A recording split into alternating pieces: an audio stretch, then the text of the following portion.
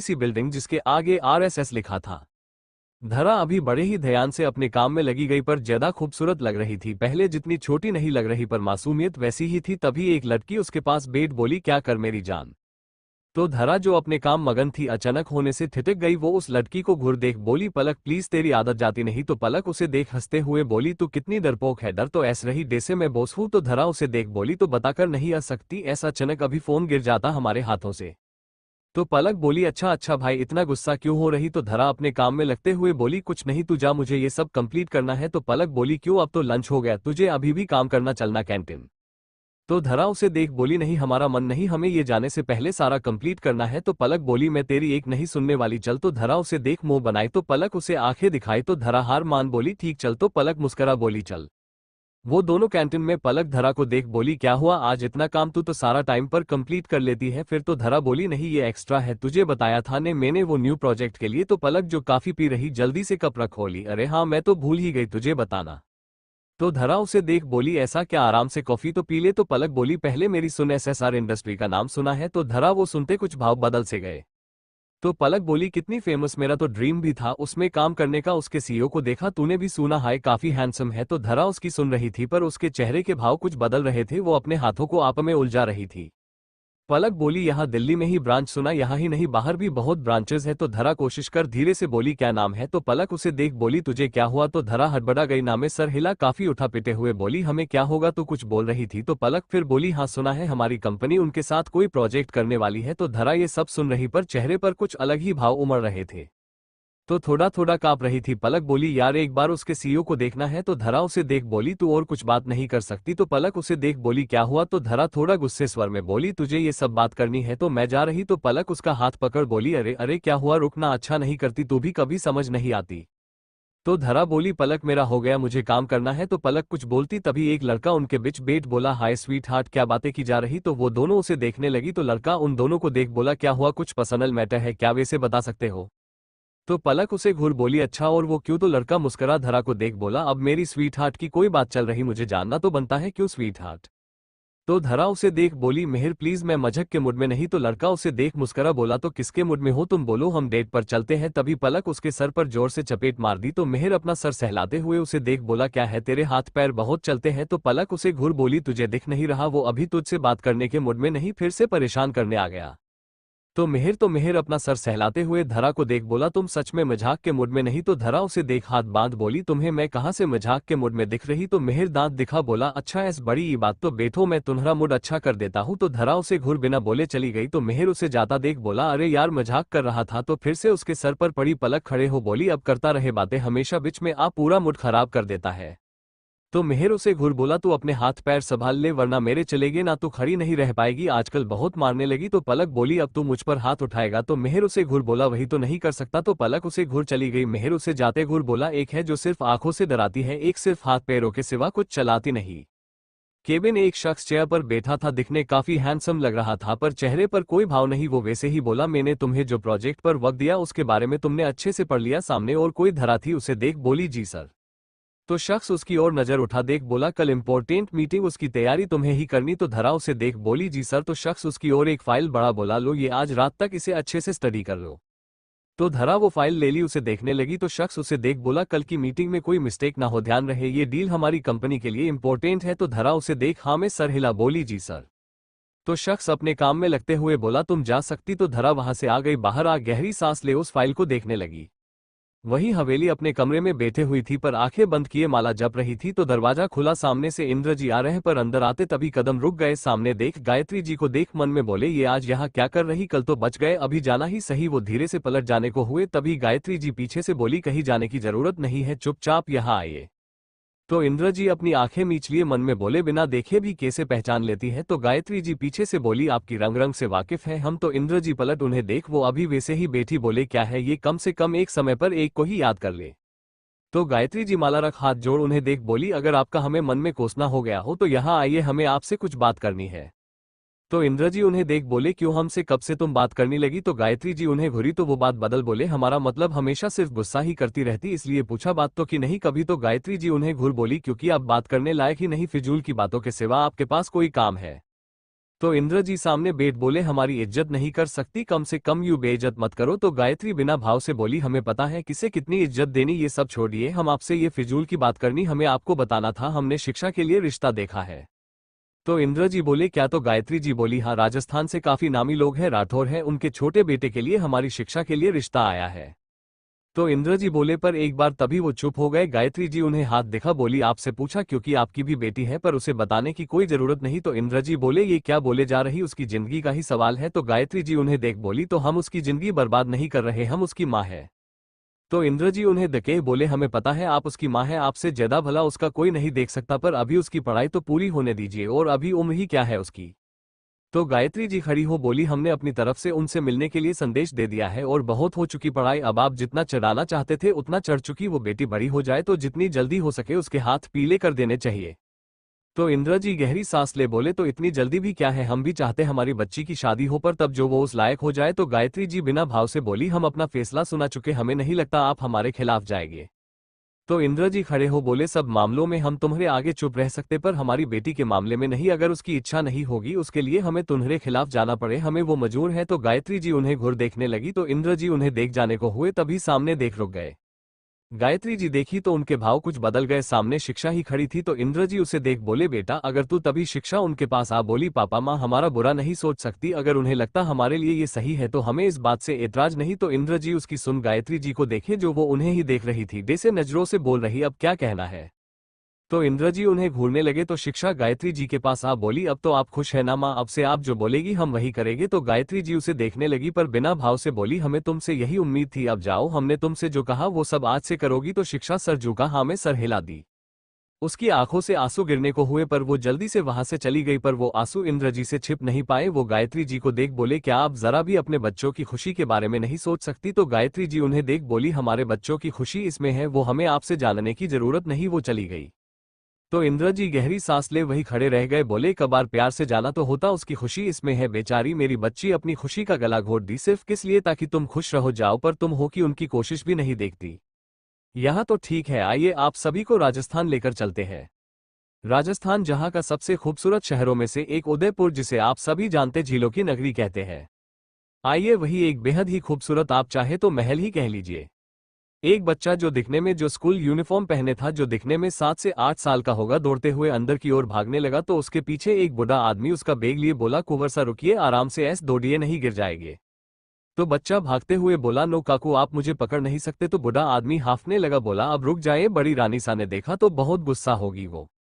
तो बच्चा पीछे पलट बोला ये क्या, आप तो रुक गए, चलिए पकड़िए हमें। तो बूढ़ा आदमी उसे देख बोला आराम से चलिए, लग जाएगी आपको। तो बच्चा बोला आप चीटिंग कर रहे, चलिए जल्दी पकड़िए हमें।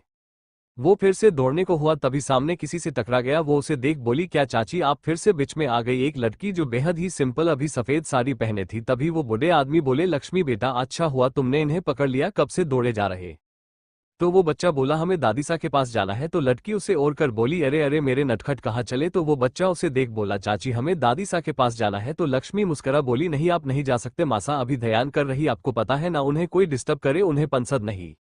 तो वो बच्चा बोला हाँ पर हमें उनसे मिलना है। तो लक्ष्मी बोली कोई बात नहीं, पहले कपड़े बदल लीजिए फिर मिल लेना। तभी एक थोड़ी रौब से भरी आवाज आई, तो तुम हमारे लाडेसा को हमसे मिलने मना कर रही हो। तो ये आवाज सुन लक्ष्मी जल्दी से खड़ी हो गई, सर पर पल्लू ले सर झुकाए बोली नहीं मासा, वो हम तो सामने एक थोड़ी उम्र में औरत। तो वो बोली अब तो तू अठे के लेने आए। तो लड़की सर झुकाए बोली वो पानी खत्म हो गया था बस वही। तो औरत बोली जब भी कुछ चावे किसी से मंगवा लिया कर, यू अभागन की तरह घूमती मत फिरे कर।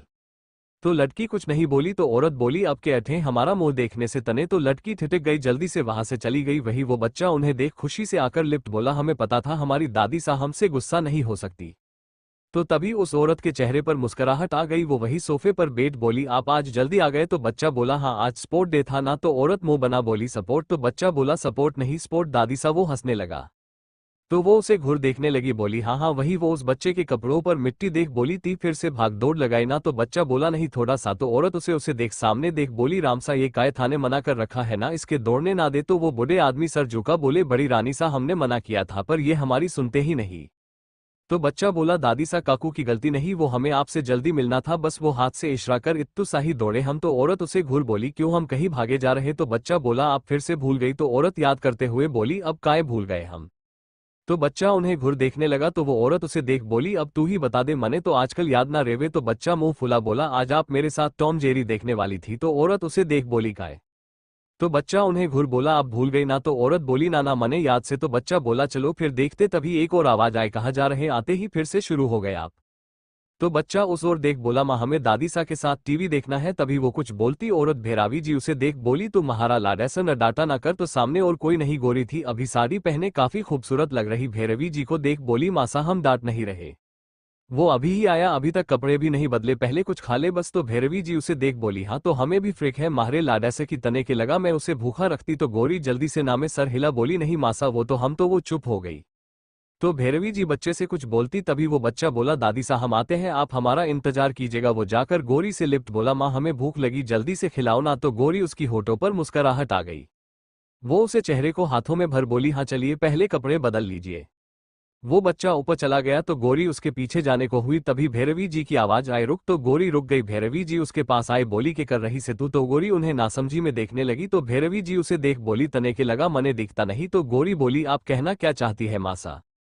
तो भैरवी जी उसे घूर बोली, स्वदीकता माहरे लाडैसा को माहरे खिलाफ भदकावे है तू। तो गोरी नामे सर हिलाई। तभी भैरवी जी हाथ दिखा बोली, तने क्या लगता मने थारी सच्चाई पता ना है? तू भी सुन ले, सिर्फ माहरे लाडैसा के खातिर तने इस हवेली में जगह दे रखी, वरना अभी किसी मंदिर की सीढ़ियों पर होती। तो गोरी की आंखें नम हो गई, वो बोली, हमसे कोई गलती हुई है मासा। तो भैरवी जी उसे घूर बोली, अपने ये नागिन से आंसू हमारे आगे मत दिखाना, हमारा बेटा इन्हें देख तुम्हारी बातों में आ जाता होगा, पर हम नहीं याद रहे, महल में रहते रहते अपनी औकात मत भूल जाना। तो गोरी के आंसू गिर गए। तभी उसकी नजर सामने पड़ गई, सामने देख वो नजरें झुका ली। तो भैरवी जी उस ओर देखी तो निश्चय खड़ा था। तो भैरवी जी गोरी को देखने लगी तो गोरी अब बिना बोले ऊपर चली गई।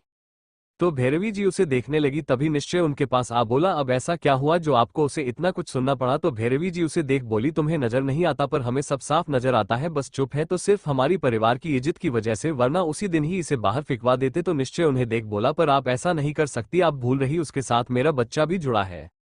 तो भैरवी जी बोली, तभी तो चुप है, वरना तुम अपनी मासा को अच्छे से जानते हो। तो निश्चय उन्हें देखने लगा, बिना बोले उनके पास से ऊपर की ओर निकल गया। तो भैरवी जी उसे देखने लगी, लगता है साथ रहते रहते आप भी इस औरत के मोह में पड़ने लगे हैं, पर हम ऐसा होने नहीं देंगे। निश्चय ऊपर आया तो गोरी समक्ष को कपड़े पहना रही थी पर नजरें झुकी हुई थी, वही समक्ष बोले जा रहा, बोला, मासा आपको पता आज हम फर्स्ट आए थे रेसिंग में? तो गोरी बस बिना सुने हूं में जवाब दे दी।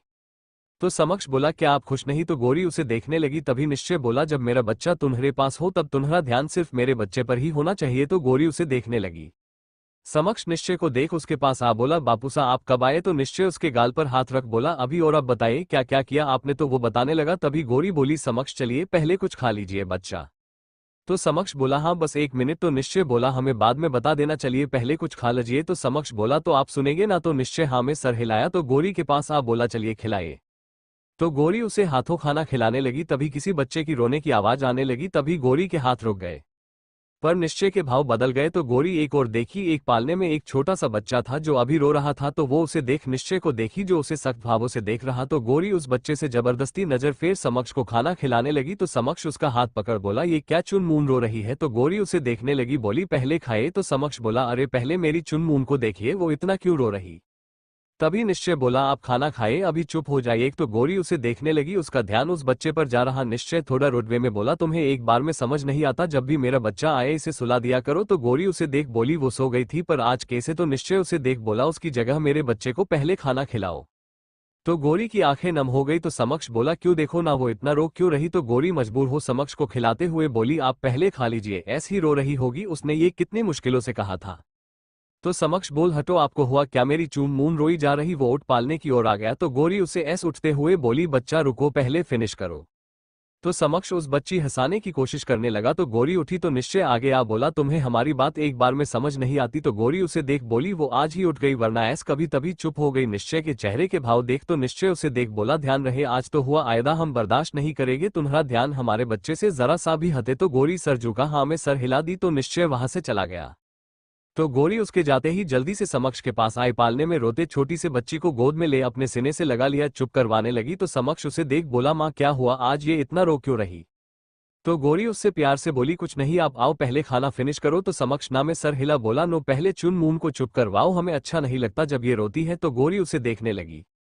प्यार से गाल पर हाथ फेर बोली, आपकी चुन मून चुप हो जाएगी, पहले आप ये फिनिश करो। वो उस बच्ची को देख जो अब जाकर कुछ शांत सी हुई थी, उसे देख गोरी की आंखें नम हो गई। उसके सर पर चूम बोली, आज कैसे उठ गई, रोज तो सो जाती है। तो वो बच्ची उसके सिने पर अपने नन्हे नन्हे हाथ करते हुए बोली, ममा। तो गोरी के चेहरे पर मुस्कुराहट आ गई, वो उसे अपने सिने में छुपा ली, पर अभी जो कुछ हुआ वो सब याद कर उसके आंखें नम हो गई। अपनी बच्ची को देख बोली, तू तो अपनी माँ को परेशान मत किया कर। तो समक्ष उसे पास बैठ बोला, ये क्या, ये तो चुप हो गई। तो गोरी मुस्करा बोली, हाँ क्योंकि इसे भूखी लगी थी। तो समक्ष बोला, अच्छा तो इसलिए इतना रो रही, पहले ही बोल देती। तो गोरी मुस्करा बोली, अभी बोल नहीं सकती तभी तो इतना रोती है। तो समक्ष बोला, अच्छा पर आपसे कुछ पूछे। तो गोरी बोली, हाँ। तो समक्ष बोला, बापूसा इसे कभी गोदी क्यों नहीं लेते और ना ही कोई और लेता है क्यों। तो गोरी तो निशब्द रह गई, उसके आंसू गिर गए। तो समक्ष उसके आंसू देख बोला, क्या हुआ, आप रो रही है। तो गोरी जल्दी से आंसू पोंछ मुस्करा बोली, नहीं ऐसा कुछ नहीं माँ, क्यों रोने लगी। तो समक्ष बोला, अच्छा चुन मून को हमें हम इसके साथ खेलना है। तो गोरी बच्ची बेड पे लेता दी, समक्ष उसके साथ बातें करने लगा। तो गोरी उन दोनों देख मुस्करा दी, पर समक्ष की बात सोच बोली, आपको कैसे कहे, क्यों कोई इसे अपने हाथों में नहीं लेता। वो अपनी बच्ची को देखने लगी, उसे किसी की याद आ गई तो आंसू गिरने को हुए। तो वो उठ बाथरूम में आ गई, मिरर के सामने रोने लगी। इतने देर से जो आंसू रोके थी वो बहाने लगी, तभी कोई उसे पीछे से बाहों में भर लिया। तो गोरी और फफक पड़ी, तो उसके कानों में भारी सी आवाज पड़ी, कहा था ना मुझे चाह कर भी भूल नहीं पाओगी। तो गोरी और रोने लगी, वैसे ही बोली, कब तक परेशान करना है हमें। तो वो उसे पीछे से बाहों में भरे हुए बोला, अब तो मैं तुम्हारे साथ तुम्हारी सांसों से इस तरह जुड़ चुका हूं, मेरे ना होने से भी इतनी तड़प गई तुम, तो सोचो। कभी वो आगे नहीं बोला।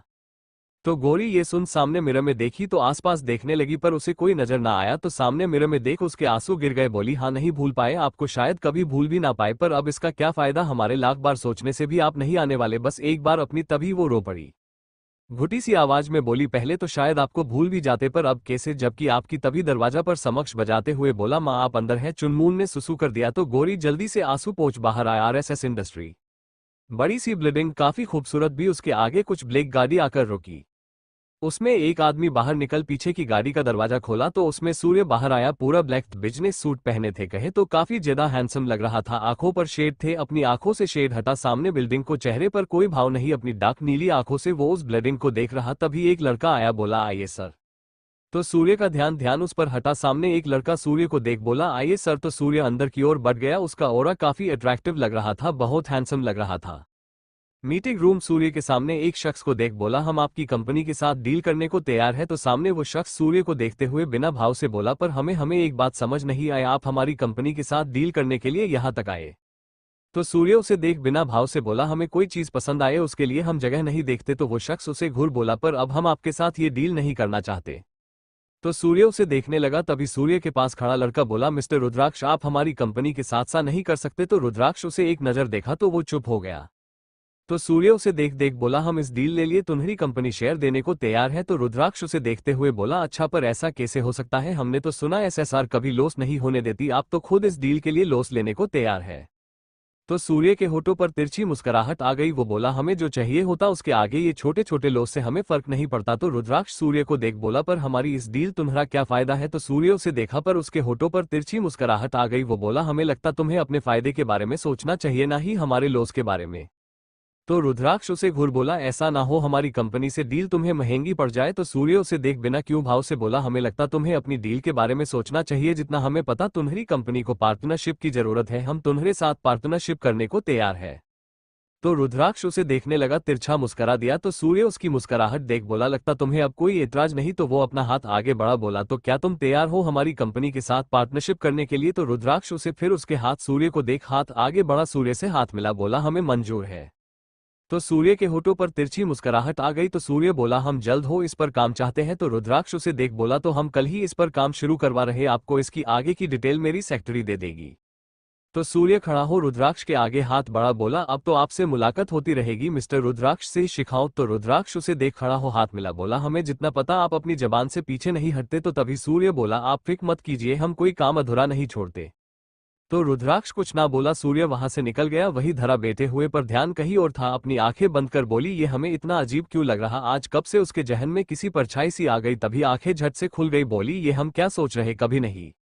तभी पलक आ गई, बोली, तू यहाँ बैठी, तुझे पता है आज हमारी इंडस्ट्री कौन आए थे। तो धरा उसे देख बिना मन से बोली, अभी हमें किसी भी बारे में बात नहीं करनी, जैसे उसका दिमाग कहीं और था। तो पलक बोली, क्यों, पहले सुन तो धरा खड़ी हो बोली, पलक हमें वॉशरूम जाना है। वो पलक की सुने बिना चली आए। मिरर के सामने खड़े हो बोली ये क्या हो रहा हमें बार बार वही सब क्यों। वो गहरी सांस ले बोली धरा ऐसा कुछ नहीं तो ये सब सोचना बंद कर।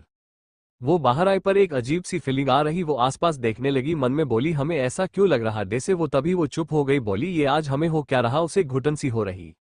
जब उससे रहा नहीं गया तो वो लिफ्ट की ओर आई अपने सीने पर हाथ रख बोली पता नहीं रहा नहीं जा रहा हमसे यहाँ। तभी लिफ्ट खुल गई पर तभी पलक उसे अपनी ओर कर ली तो धरा उसे देखने लगी। पलक बोली तू यहाँ क्या कर रही पता मैं तुझे कब से ढूंढ रही। तभी धरा कुछ बोलती उसके कानों में किसी की जानी पहचानी आवाज आए जिसे सुन वह थम सी गई जैसे अब उसके अलावा और कुछ सुना ही नहीं। वही लिफ्ट से सूर्य अपने फोन पर था बिना सामने देखे किसी से बात करते हुए बोला बड़ी माँ हम शाम को आपसे मिलकर बात करेंगे। तो दूसरी ओर गायत्री जी बोली पर अभी आप घर आ जाए हमें आपको जरूरी बात करनी है। तो सूर्य कुछ बोलता पर अचानक रुक गया जैसे उसे कुछ तो अजीब महसूस हुआ। तभी वो पीछे पलटा तो उसकी आंखें सिकुड़ सी गई। वहां कोई नहीं था। वो अपनी नजर आसपास दौड़ाया पर कोई था ही नहीं। उसके फोन से बार बार आवाज आई सूरज। तभी सूर्य का ध्यान टूटा तो वो फोन अपने कान पर लगा बोला हम आ रहे हैं। वो निकल गया। वही धरा दीवार से लगे चेहरे पर पसीना सा था। मन में बोली ये सच नहीं हो सकता वो यहाँ। तभी पलक बोली क्या हुआ तुझे अचानक यहाँ क्यों चिप गई कोई है क्या। तो धरा जल्दी से बोली नहीं सा कुछ। तो पलक उसे धके बोली कोई बात है क्या। तो धरा बोली क्यों ऐसा कुछ नहीं। तो पलक बोली तो ये पसीना कैसा इतने नॉर्मल मौसम में भी। तो धरा उसे देख बोली ऐसा कुछ नहीं हमें कब से सफोकेशन हो रहा इसलिए थोड़ा बाहर जाना था। तो पलक बोली अच्छा तो ये बात थी। तो पहले बोलती चल ऑफिस के बाद ही बाहर चलते हैं। तो धरा बोली नहीं आज नहीं हमें कुछ ठीक नहीं लग रहा। तो पलक बोली क्यों तो ठीक है। तो धरा बोली नहीं हम ठीक है। वो चली गई। पलक ज्यादा ना सोची।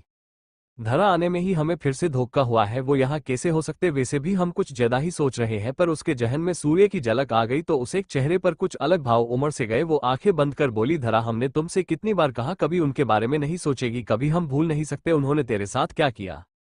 दूसरी ओर रात का वक्त उदयपुर महल सभी लोग डाइनिंग टेबल पर बैठे थे। भैरवी जी मेन चेयर पर बैठी थी। गौरी उनकी थाल लगाने को हुई तभी वो उसे हाथ दिखा दी तो गौरी अपने हाथ पीछे ले ली। भैरवी जी बोली ये बड़ी बहू कठे मर गई। तभी एक औरत किचन से जल्दी से आई बोली जी मासा। तो भैरवी जी उसे देख बोली गृहस्थी तो संभाली ना जावे थारे से कम रसोई अच्छे से संभाल लिया कर। तो वो औरत उसकी सुन एक और देखी। एक एक शख्स खाना खा रहा पर उसके हाथ रुक गए। वो नजर उठा उस औरत को देखा तो वो नजरें झुका ली तो वो खड़ा हो गया जाने को हुआ। तभी भैरवी जी बोली रघुवेंद्र कटे जा रहा से खाना बीच में छोड़। तो रघुवेंद्र उन्हें गुस्से से देख बोला तो आपको गलत अब ये खाना हमारे गले से उतरेगा। आपको कितनी बार कहा है हमने हमारे सामने इस औरत का जिक्र मत किया कीजिए। तो भैरवी जी उसकी सुन तिरछी नजरों से उस औरत को देखी जो पल्लू पकड़े सर झुकाए थी पर आंखों आंसू जरूर गिरने को थे जिन्हें रोके थी। रघुवेंद्र गुस्से से बोला सारा खान जहर कर दिया हमारा आयदा अगर चाहती हमें चैन से 2 गास चैन के खा सके तो इस औरत का जिक्र हमारे सामने मत किया कीजिए। पहले ही हमारी जिंदगी कम जहर कर रखी इसने। वो गुस्से में चला गया तो भैरवी जी बोली रघु सुन पर वो रुका नहीं। तो भैरवी जी उसे ऐस जाता देख औरत को देख बोली हो गया तारा मन खुश माहरे लाडेसर ने भूखा राख। तो औरत कुछ नहीं बोली वैसे ही सर झुकाए खड़ी रही। तो भैरवी जी गुस्से में उसे घूरने लगी तभी इतनी देर देख रही। ये सब गौरी से रहा नहीं गया। वो कोशिश कर बोली मासा पर आज तो जीजी की कोई। तभी वो चुप रह गई। भैरवी जी उसे हाथ दिखा बोली ये माहरे घर का मामला से बीच में बोलने की कोशिश न करी वरना ऐसा जवाब दुगी अठे खड़ी ना रह पावेगी। तो गौरी कुछ नहीं बोल पाए। तभी उसकी नजर एक और चली गई। सामने से निश्चय आकर डाइनिंग टेबल पर बैठ गया। बोला क्या हुआ आज भाई साहब इतने गुस्से में कैसे गए। तो भैरवी जी उसे खाना परोसती हुई बोली और के रोज वही। वो औरत को देख बोली एक तो पहले ही बांझ का काला दाग हमारे छोरे पर इस तरह लगी पड़ी उसका रहना ही मुश्किल हो गया से। तभी वो औरत इतनी देर से रोके हुए आंसू थे पर रहा नहीं गया थोड़ी सी सिसक पड़ी।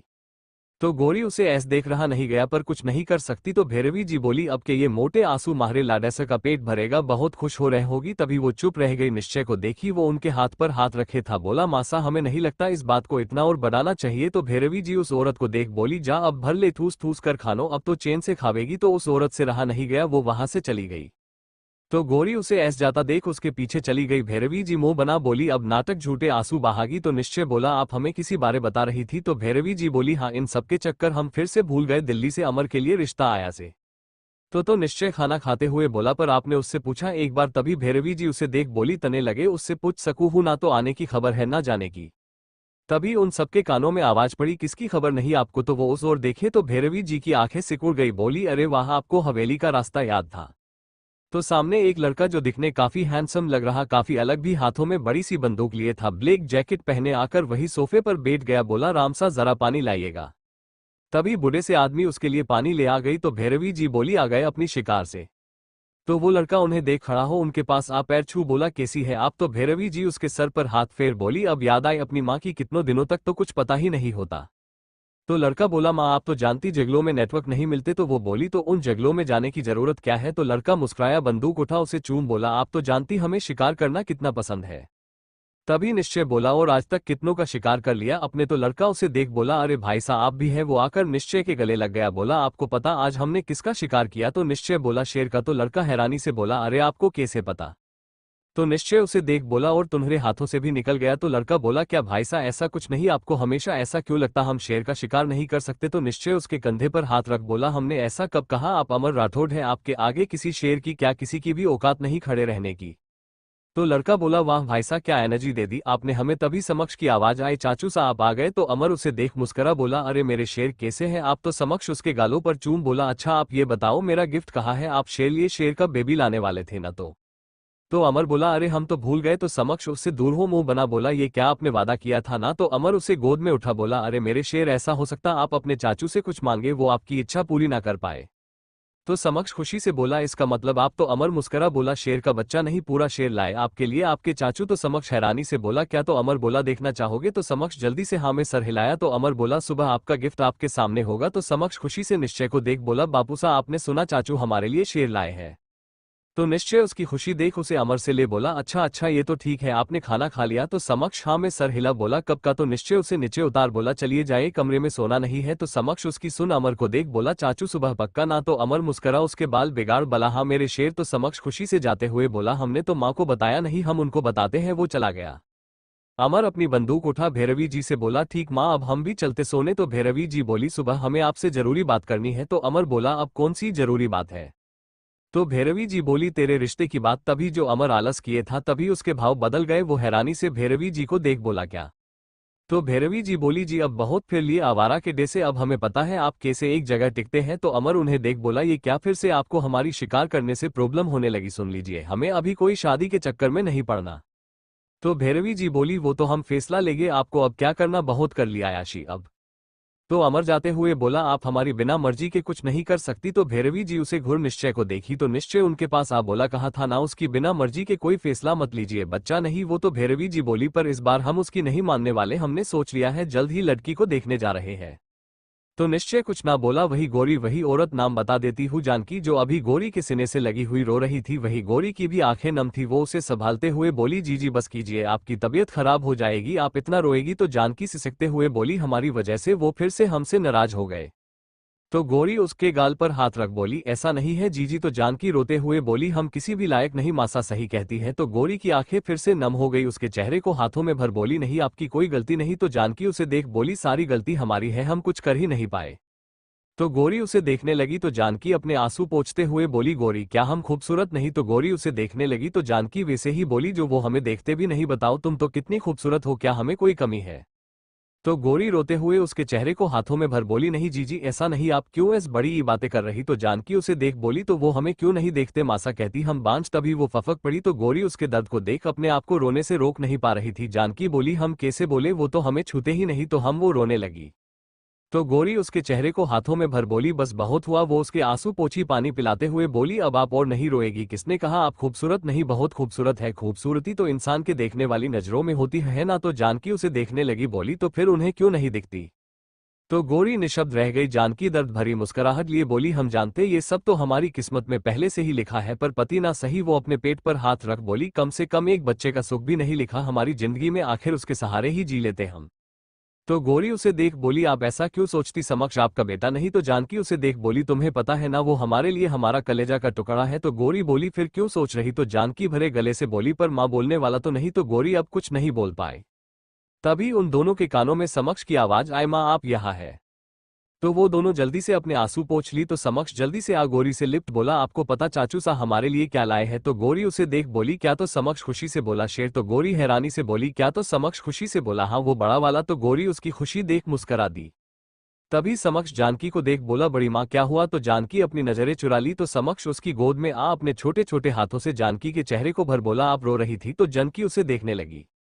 तो समक्ष उसे घरू बोला आपको पता है समक्ष को अच्छा नहीं लगता आप जब रोती हो तो जानकी आंखों से आंसू गिर ही गया तो समक्ष उसके छोटे हाथों से आंसू पोंछ बोला आपको फिर से ताउसा ने डांटा ना तो जानकी कुछ नहीं बबोली तो समक्ष उसके आंखों पर चूम बोला आप रो नहीं हम है ना हम उनकी खबर लेंगे उन्होंने आपको डांटा कैसे तो जानकी उसकी हाथ पकड़ चूम बोली नहीं बच्चा आपकी बड़ी माँ को किसी ने कुछ नहीं कहा।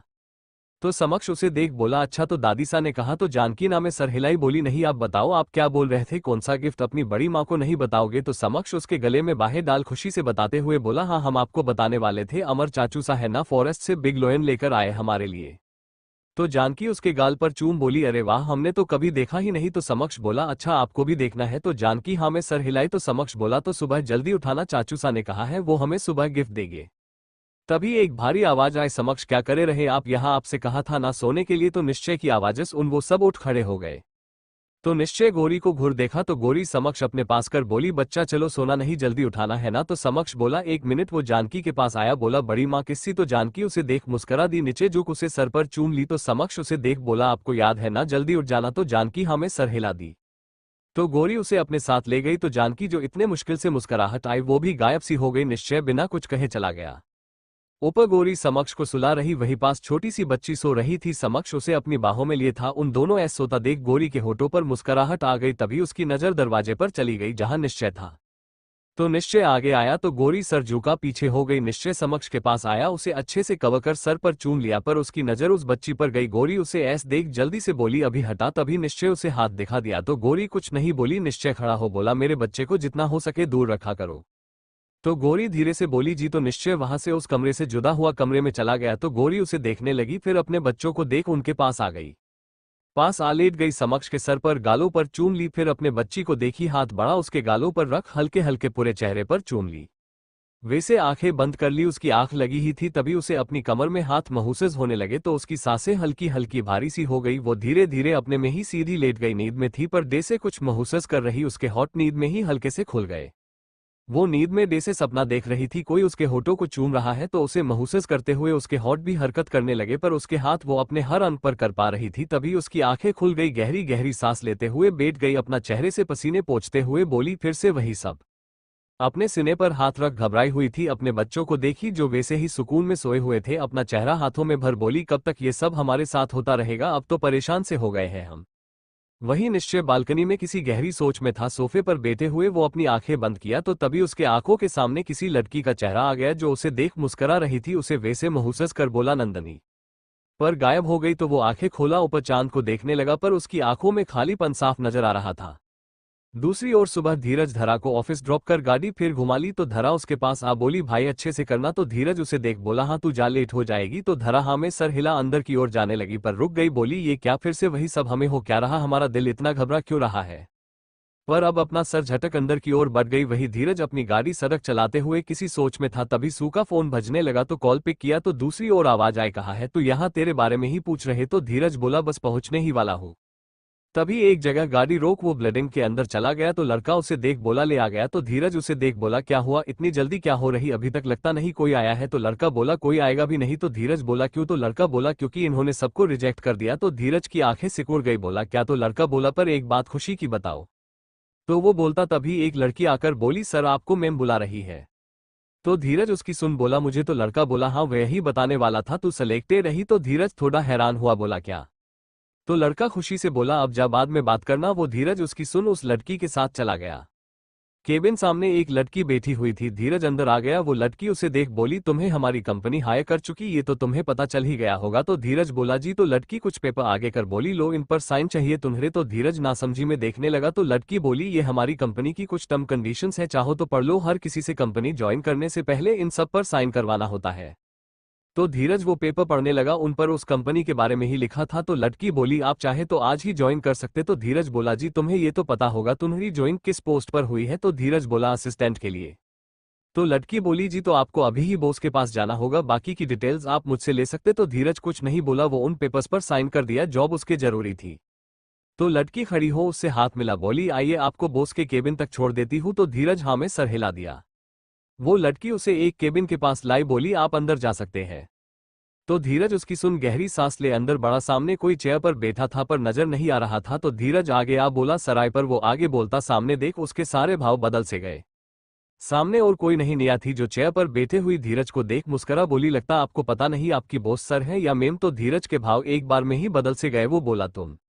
तो निया मुस्कराई बोली, लगता अभी तक मैनर्स नहीं, बॉस से कैसे बात करते हैं। तो धीरज गुस्से में बोला, भाड़ में गई तुम्हारी ये दिखावे की इज्जत। तो निया बोली, आप भूल रहे आप कहाँ खड़े हैं, थोड़ा आवाज नीचे। तो धीरज उसे देख नफरत से बोला, बहुत अच्छा कमा लिया, कितनों को बेचा खुद को। तो निया के भाव बदल गए। तो धीरज वनगे से मुस्करा बोला, ओ काफी अच्छी दिखावे की इज्जत कमा ली तुमने, ये भी उन सबसे खरीदी होगी। तो निया गुस्से में टेबल पर हाथ रख बोली, तमीज से बात करो, तुम्हारी बॉस हूं मैं। तो धीरज गुस्से में टेबल पर हाथ मारा जिससे दादा सामान नीचे गिर गया, पर उसे फर्क ना पड़ा। बोला, हो बॉस, यहाँ की माए नहीं मानता कुछ। तो निया तिरछा मुस्कराई अपने नाखून को देखते हुए बोली, बहुत जल्दी भूल जाते हो, अभी अभी असिस्टेंट बने हो, कोई नहीं आदत पड़ जाएगी। तो धीरज गुस्से में बोला, भाड़ में गई तुम्हारी ये नौकरी, तुम्हारे यहाँ काम करने से अच्छा मैं कहीं भीख मांग लूं। तो वो अजाने को हुआ। तो निया बोली, तो जाओ अब तुम्हें भीख ही मांगनी पड़ेगी। तो धीरज की मुठिया कस गई। वो नफरत से निया को देखा। तो निया तिरछा मुस्कराई बोली, पता था तुम ऐसा जरूर करोगे, इसलिए पहले से ही तुम्हें साइन करवा लिए है। वो उसे एक पेपर दिखा, बोला, अच्छे से पढ़ लो, शायद तुम इसे पढ़ना भूल गए। तो धीरज उसकी सुन पेपर को देखा, उसे देख उसके भाव और सख्त हो गई। वो गुस्से में उसे फाड़ बोला, मैं नहीं मानता इसे। तो निया मुस्कराई बोली, तुम्हें क्या लगा तुम्हें ओरिजिनल दोगी। तो धीरज गुस्से में टेबल पर हाथ मार बोला, क्या चाहती हो। तो निया उसे देख बोली, यह कि तुम मेरी कंपनी में काम करो। तो धीरज गुस्से बोल, कभी नहीं, तुम्हें बर्दाश्त करना तो दूर देखना भी नहीं चाहता मैं। तो निया मुस्कराई बोली, तो अब समझ लो, बर्दाश्त भी करना है, रोज देखना भी है मिस्टर धीरज। तो धीरज उसे खुन्नस से देखने लगा। तो निया खड़ी हो उसके पास आए, सीने पर हाथ फेरते हुए बोली, पहले से काफी हॉट हो गए। तभी धीरज उसका हाथ झटक गुस्से बोला, छूने की सोचना भी नहीं, मैं तुम्हारे उन बिकाओ में से नहीं। तो निया गुस्से उसकी कॉलर पकड़ बोली, अब से तुम उन बिकाओ में ही आते मिस्टर धीरज शर्मा। तो धीरज उसकी आंखों में देख रहा था। निया फिर से मुस्कराई, गाल और हाथ रख बोली, क्या बात है। वक्त के साथ और भी गुस्सा बढ़ गया, पर आई लाइक इट। तो धीरज उसका हाथ झटक बोला, चाहती क्या हो। तो निया मुस्करा बोली, इतनी जल्दी भी क्या है मिस्टर धीरज, अभी अभी तो शुरू किया, चलिए काम पर लग जाए। तो धीरज उसे ही देख रहा था। बोला, और मैं तुम्हारी ना मानूं। तो निया मुस्करा बोली, तो पेपर तो पढ़ ही चुके, बस क्या तुम्हारे साथ बेचारे तुम्हारे उन भाई बहन को भी। तभी निया की आह निकल गई। धीरज उसकी बाह बेहद ही सख्ती से पकड़ था। बोला, बेहुदा औरत, तुम औरत कहलाने के भी लायक नहीं, अपनी गंदी नजरों मेरे परिवार पर मारना, वरना इन्हें निकाल फेंकूंगा। तो निया उसका हाथ गुस्से झटक बोली, तो चुपचाप जो बोला जाए वो करो, मुझे भी शौक नहीं तुम्हारे उस सो कोल्ड फैमिली को कुछ करने का। तो धीरज उसे देखने लगा, गुस्से में चला गया। तो निया वैसे ही खड़ी रह गई, पर होठों पर मुस्कुराहट लिए बोली, आखिर तुम मेरे पास वापस आ ही गए। धीर ऑफिस धरा केबिन के बाहर आए, दरवाजा खटखटाई तो अंदर से आवाज आए, कम इन। तो धरा दरवाजा खोल अंदर आई, बोली, जी सर आपने हमें बुलाया। पर तभी कुछ और बोलती चुप सी हो गई। उसकी नजर एक और चली गई, एक शख्स जो रुद्राक्ष के सामने तो बैठा था पर उसे नजर नहीं आ रहा था। तभी उसकी कानों में रुद्राक्ष की आवाज पड़ी, हमने तुम्हें जिस प्रोजेक्ट के लिए स्टडी करने को कहा था ना। तो धरा उसकी सुन हाँ में सर हिला, बोली, जी सर हमने उसकी सारी डिटेल्स पढ़ ली है। तो रुद्राक्ष उसे देख बोला, तो तुम ये सारी डिटेल्स मिस्टर रिजावत को दे दो और वो कुछ फाइल आगे कर बोला, लो ये बाकी की डिटेल्स मिस्टर रिजावत को बता दो। तो धरा उसकी सुन बोली, जी सर। वो आगे आए, उस शख्स को देख कुछ बोलने को हुई, बोलने की जगह उसकी आंखें हैरानी से बड़ी हो गई। जो फाइल्स को उसने उठाया था वो उसके हाथ से छूट जमीन पर जा गिरी। सामने देख ही कुछ ऐसा लिया था, सामने सूर्य था जो बिना किसी भाव से उसे ही देख रहा था। तो धरा तो अभी विश्वास नहीं कर पा रही थी। तभी रुद्राक्ष बोला, धरा। तो धरा अपने संस में लौटी, उसे देखी तो रुद्राक्ष उसे देख बोला, क्या कर रही, फाइल्स उठाओ। तो धरा का ध्यान फाइल्स पर गया, वो तो समझ नहीं पा रही। फिर से सूर्य को देखी, कहीं सपना तो नहीं, पर एक बात जरूर थी, सूर्य के चेहरे पर रत्ती भर भी भाव नहीं, वो तो अपनी नीली आंखों से बस उसे ही देखे जा रहा था। तो धरा उसे देखते हुए नीचे झुक उन फाइल्स को उठाने लगी। तो सूर्य जो अपने एक पैर पर दूसरा पैर चाहे था, पर उसकी नजर धरा पर ही थी। धरा नीचे झुकी तो उसकी नजरें उसके साथ ही नीचे झुक गई। वो दोनों एक दूसरों को ही देख रहे। धरा जैसे सूर्य उसे बस इमेजिन हो रहा है। तभी सूर्य उसे देख बोला, लगता काम करने आदत पुरानी अभी वैसी है। तो धरा उसकी आवाज सुन अब ठिठक सी गई। सूर्य उसके बदलते भाव देख उसके होठों पर हल्की सी तिरछी मुस्कुराहट आ गई। तो रुद्राक्ष बोला, आप जानते हैं एक दूसरे को। तो सूर्य उसे देख तिरछा मुस्कुरा दिया। तो रुद्राक्ष उसकी मुस्कुराहट देख घूरा तो तभी उसका फोन बजने लगा। तो धरा जल्दी से खड़ी हो गई, रुद्राक्ष से कुछ कहती। तभी रुद्राक्ष फोन उठा, दूसरी साइड आते हुए बोला, हाँ कहो। तो धरा कुछ बोलती तभी कोई उसे अपने ऊपर खींच लिया, जिससे वो उस पर खींची चली गई। वो देखी तो उसकी आंखें और हैरानी से बड़ी हो गई। ये और कोई नहीं सूर्य ही था। तिरछी मुस्कुराहट के साथ बोला, लगता हमें पहचान नहीं पाया अभी तक। तो धरा बोला ही नहीं जा रहा, हल्की हल्की कांपने सी लगी थी आज अचानक सूर्य, उसने तो सोचा ही नहीं था वो कभी उसे देखेगी भी। तो सूर्य उसे देख बोला, लगता तुम्हें खुशी नहीं हुई हमें देखकर। तो धरा उससे दूर होने की कोशिश कर बस इतना ही बोल पाई, छोड़िए। तो सूर्य उसका हाथ पकड़े हुए बोला, इतने वक्त से छोड़ा हुआ ही तो था, अब तो पकड़ने की बारी आई है। तो धरा उसकी सुन उसे देखने लगी, हाथ पीछे खींचते हुए बोली, छोड़िए हाथ हमारा। तो सूर्य उसे देखते हुए बोला, बहुत भाग चुकी हमसे, तुम्हें क्या लगा हमारी नजरों से कितने वक्त तक दूर रह सकती हो? तो धरा तो घबरा सी गई सूर्य की बातें सुन। वो जल्दी से सूर्य से हाथ छुड़ा ली, पर इस बीच उसका पैर लटका सा गया। वो गिरती तभी पीछे से रुद्राक्ष उसे थाम लिया। रुद्राक्ष उसे सही खड़े कर बोला, क्या हुआ, तुम ठीक हो? तो धरा कुछ बोलती तभी सूर्य बोला, लगता गिरते गिरते गिरने की आदत हो गई है। तो धरा ये सुन सूर्य को देखी, जो बेहद ही गहरी आंखों से उसे ही घूर रहा था। तो रुद्राक्ष धरा को सही खड़े कर बोला, आपके कहने का क्या मतलब है? तो सूर्य, जो कब से धरा को घर कर देख रहा, रुद्राक्ष को देख बोला, हम यहाँ अपना कीमती वक्त बर्बाद करने नहीं आए हैं। तो रुद्राक्ष उसे देख धरा से बोला, धरा जाओ, इन्हें प्रोजेक्ट की सारी डिटेल्स और साथ में साइट दिखा दो, ताकि इन्हें भी लगे हम सिर्फ कहते नहीं करते भी है। तो सूर्य खड़ा हो बोला, वो तो हमें देखकर पता चलेगा आप कितना कहते हैं और करते हैं। तो रुद्राक्ष उसे घूर धरा से बोला, हमने तुमसे जो कहा सुना नहीं? तो धरा तो कब से अपने ही सदमे में थी, उसके हाथ कुछ कांप से रहे थे। वो बोली, जी। तभी सूर्य बोला, लगता है ये हमारे प्रोजेक्ट को नहीं संभाल सकती। तो धरा उसे देखने लगी, सूर्य उसे ही देख रहा था। तभी रुद्राक्ष बोला, लगता है आपको लोगों को परखना नहीं आता, पर यह आपकी गलत फेमी है। अब धरा ही आपका प्रोजेक्ट पर वर्क करने वाली है, फिर आपकी गलत फेमी दूर हो जाए कि पहले से ही किसी को देखकर सब डिसाइड नहीं किया जाता। तो सूर्य आगे आ हाथ बड़ा बोला, फिर तो आप जल्द ही गलत साबित होने वाले हैं मिस्टर रुद्राक्ष, क्योंकि वो धरा को देखा, हमसे ज्यादा इंसानों को परख नहीं पाया वो कैसा है। वो बोला, हम चलते हैं। वो बिना कुछ बोले धरा को एक नजर देख निकल गया। तो धरा तो उसे ही देख रही भी। रुद्राक्ष अपनी चेयर पर बैठ गुस्से बोला, अब ये प्रोजेक्ट तुम ही संभालने वाली हो, हमें पता तुम कोई गलती नहीं होने दोगी। तो धरा बोली, पर सर हम ये नहीं कर पाएंगे, आप किसी और से कह दीजिए। तो रुद्राक्ष उसे देख बोला, अभी तुमने देखा नहीं, वो हमें चैलेंज करके गए हैं, तो चाहती हमारी कंपनी की जरा सी भी इमेज गिरे। तो धरा बोली, नहीं सर। तो रुद्राक्ष बोला, तो फिर तुम ही ये वक्त संभालने वाली हो, हमें तुम पर विश्वास है, तुम कोई गलती नहीं होने दोगी। तो धरा तो अब कुछ बोल ही नहीं पाई। सर जूका बोली, जी सर। तो रुद्राक्ष बोला, वैसे एक बात पूछे तुमसे? तो धरा वैसे ही बोली, जी। तो रुद्राक्ष बोला, क्या तुम और मिस्टर रजावत एक दूसरे को जानते हो? तो धरा के चेहरे पर घबराहट सी आ गई। वो हकलाकर बोली, जी नहीं सर। तो रुद्राक्ष उसे ही देख रहा। तो वो बोला, ठीक, तुम जा सकती हो। तो धरा वहां से बाहर आ गई। बाहर आते ही उससे खड़ा नहीं रहा जा रहा, दीवार के सहारे खड़े हो बोली, नहीं ये नहीं हो सकता। वो दूसरी ओर आए विंडो के सामने खड़ी हुई, क्योंकि उसे सांस लेने भी घुटन सी हो रही थी। वो अपने सीने पर हाथ रख बोली, ये सब क्या हो रहा है? वो यहाँ उसके आंसू गिरने लगे। बोली, ऐस कैसे? फिर वही सब नहीं, इस तरह हमारा बेटा कल हमारे सामने आ जाएगा नहीं? वो रोने लगी। वही सूर्य गाड़ी में सरसिट से टेक लगा था, पर उसके नजरों के सामने वही सीन था। रुद्राक्ष ने धरा को थामा था। वो अपनी मुठिया कस बोला, बहुत बड़ी गलती की तुमने, हमें धोखा दे, अब तक जितना चैन से जीना था जी चुकी तुम, अब हमारी बारी, हम तुम्हें बताएंगे चिटकरना क्या होता है। ये कहते हुए बेहद ही सख्त भाव थे उसके चेहरे पर तभी अचानक होठों पर कृपी सी स्माइल आ गई। वो बोला, अब रोज तुम्हें तड़पते देखेंगे मिस धरा। दूसरी ओर हवेली शिक्षा बेड पे पेट के बल लेते हुए बुक पढ़ रही थी। कहे तो काफी क्यूट लग रही। तभी उसका फोन बजने लगा। तो फोन देख पिक कर बोली, क्या है, क्यों परेशान किए जा रही? दूसरी ओर से एक लड़की बोली, तो फोन क्यों नहीं उठा रही? तो शिक्षा बोला, हम अभी पढ़ रहे थे, बोल क्या काम है तुझे? तो दूसरी ओर से लड़की बोली, अरे मेरी पढ़ाकू, कभी कभी इन किताबों के सिवा भी कुछ और देख लिया कर। तो शिक्षा बोली, क्या है, तू फिर से हमारी किताबों को कोसना बंद कर। वो बोल, जिसके लिए कॉल किया? तो दूसरी ओर से वो लड़की बोली, हाँ तुझे नहीं पता पूरा कॉलेज ट्रिप पर जा रहा है? तो शिक्षा बोली, हाँ। तो वो लड़की बोली, क्या छोटा सा हाँ? खुश नहीं तू? कितने वक्त बाद हमें कहीं जाने वाले हैं? तो शिक्षा उदासी से बोली, हाँ पर केवल तू। तो लड़की बोली, ऐसा क्यों, तो क्यों नहीं जा रही? तो शिक्षा बोली, इस बार मुश्किल से एग्जाम दे रहे, वही काफी है। अगर ये कहा हम भी जाना चाहते हैं तो माँ हमें कल की जगह आज ही ससुराल भेज देगी। तो वो लड़की हंसने लगी, बोली, बोल तो ऐस रही जैसे मैडम की शादी हो गई हो। तो शिक्षा बोली, नहीं हुई तो क्या हुआ माँ, तो वैसे ही हमारे पीछे पड़ी हुई है, उनका बस चले तो अभी हमें मंडप में बैठा था। तो लड़की हंसते हुए बोली, नाइस, आंटी भी खतरनाक है। तो शिक्षा बोली, अच्छा अब रखते हैं। तो लड़की बोली, अरे अरे रुक तो सही, सुनना लास्ट है, इसके बाद पता नहीं हम सब एक साथ मिल भी पाए या ना।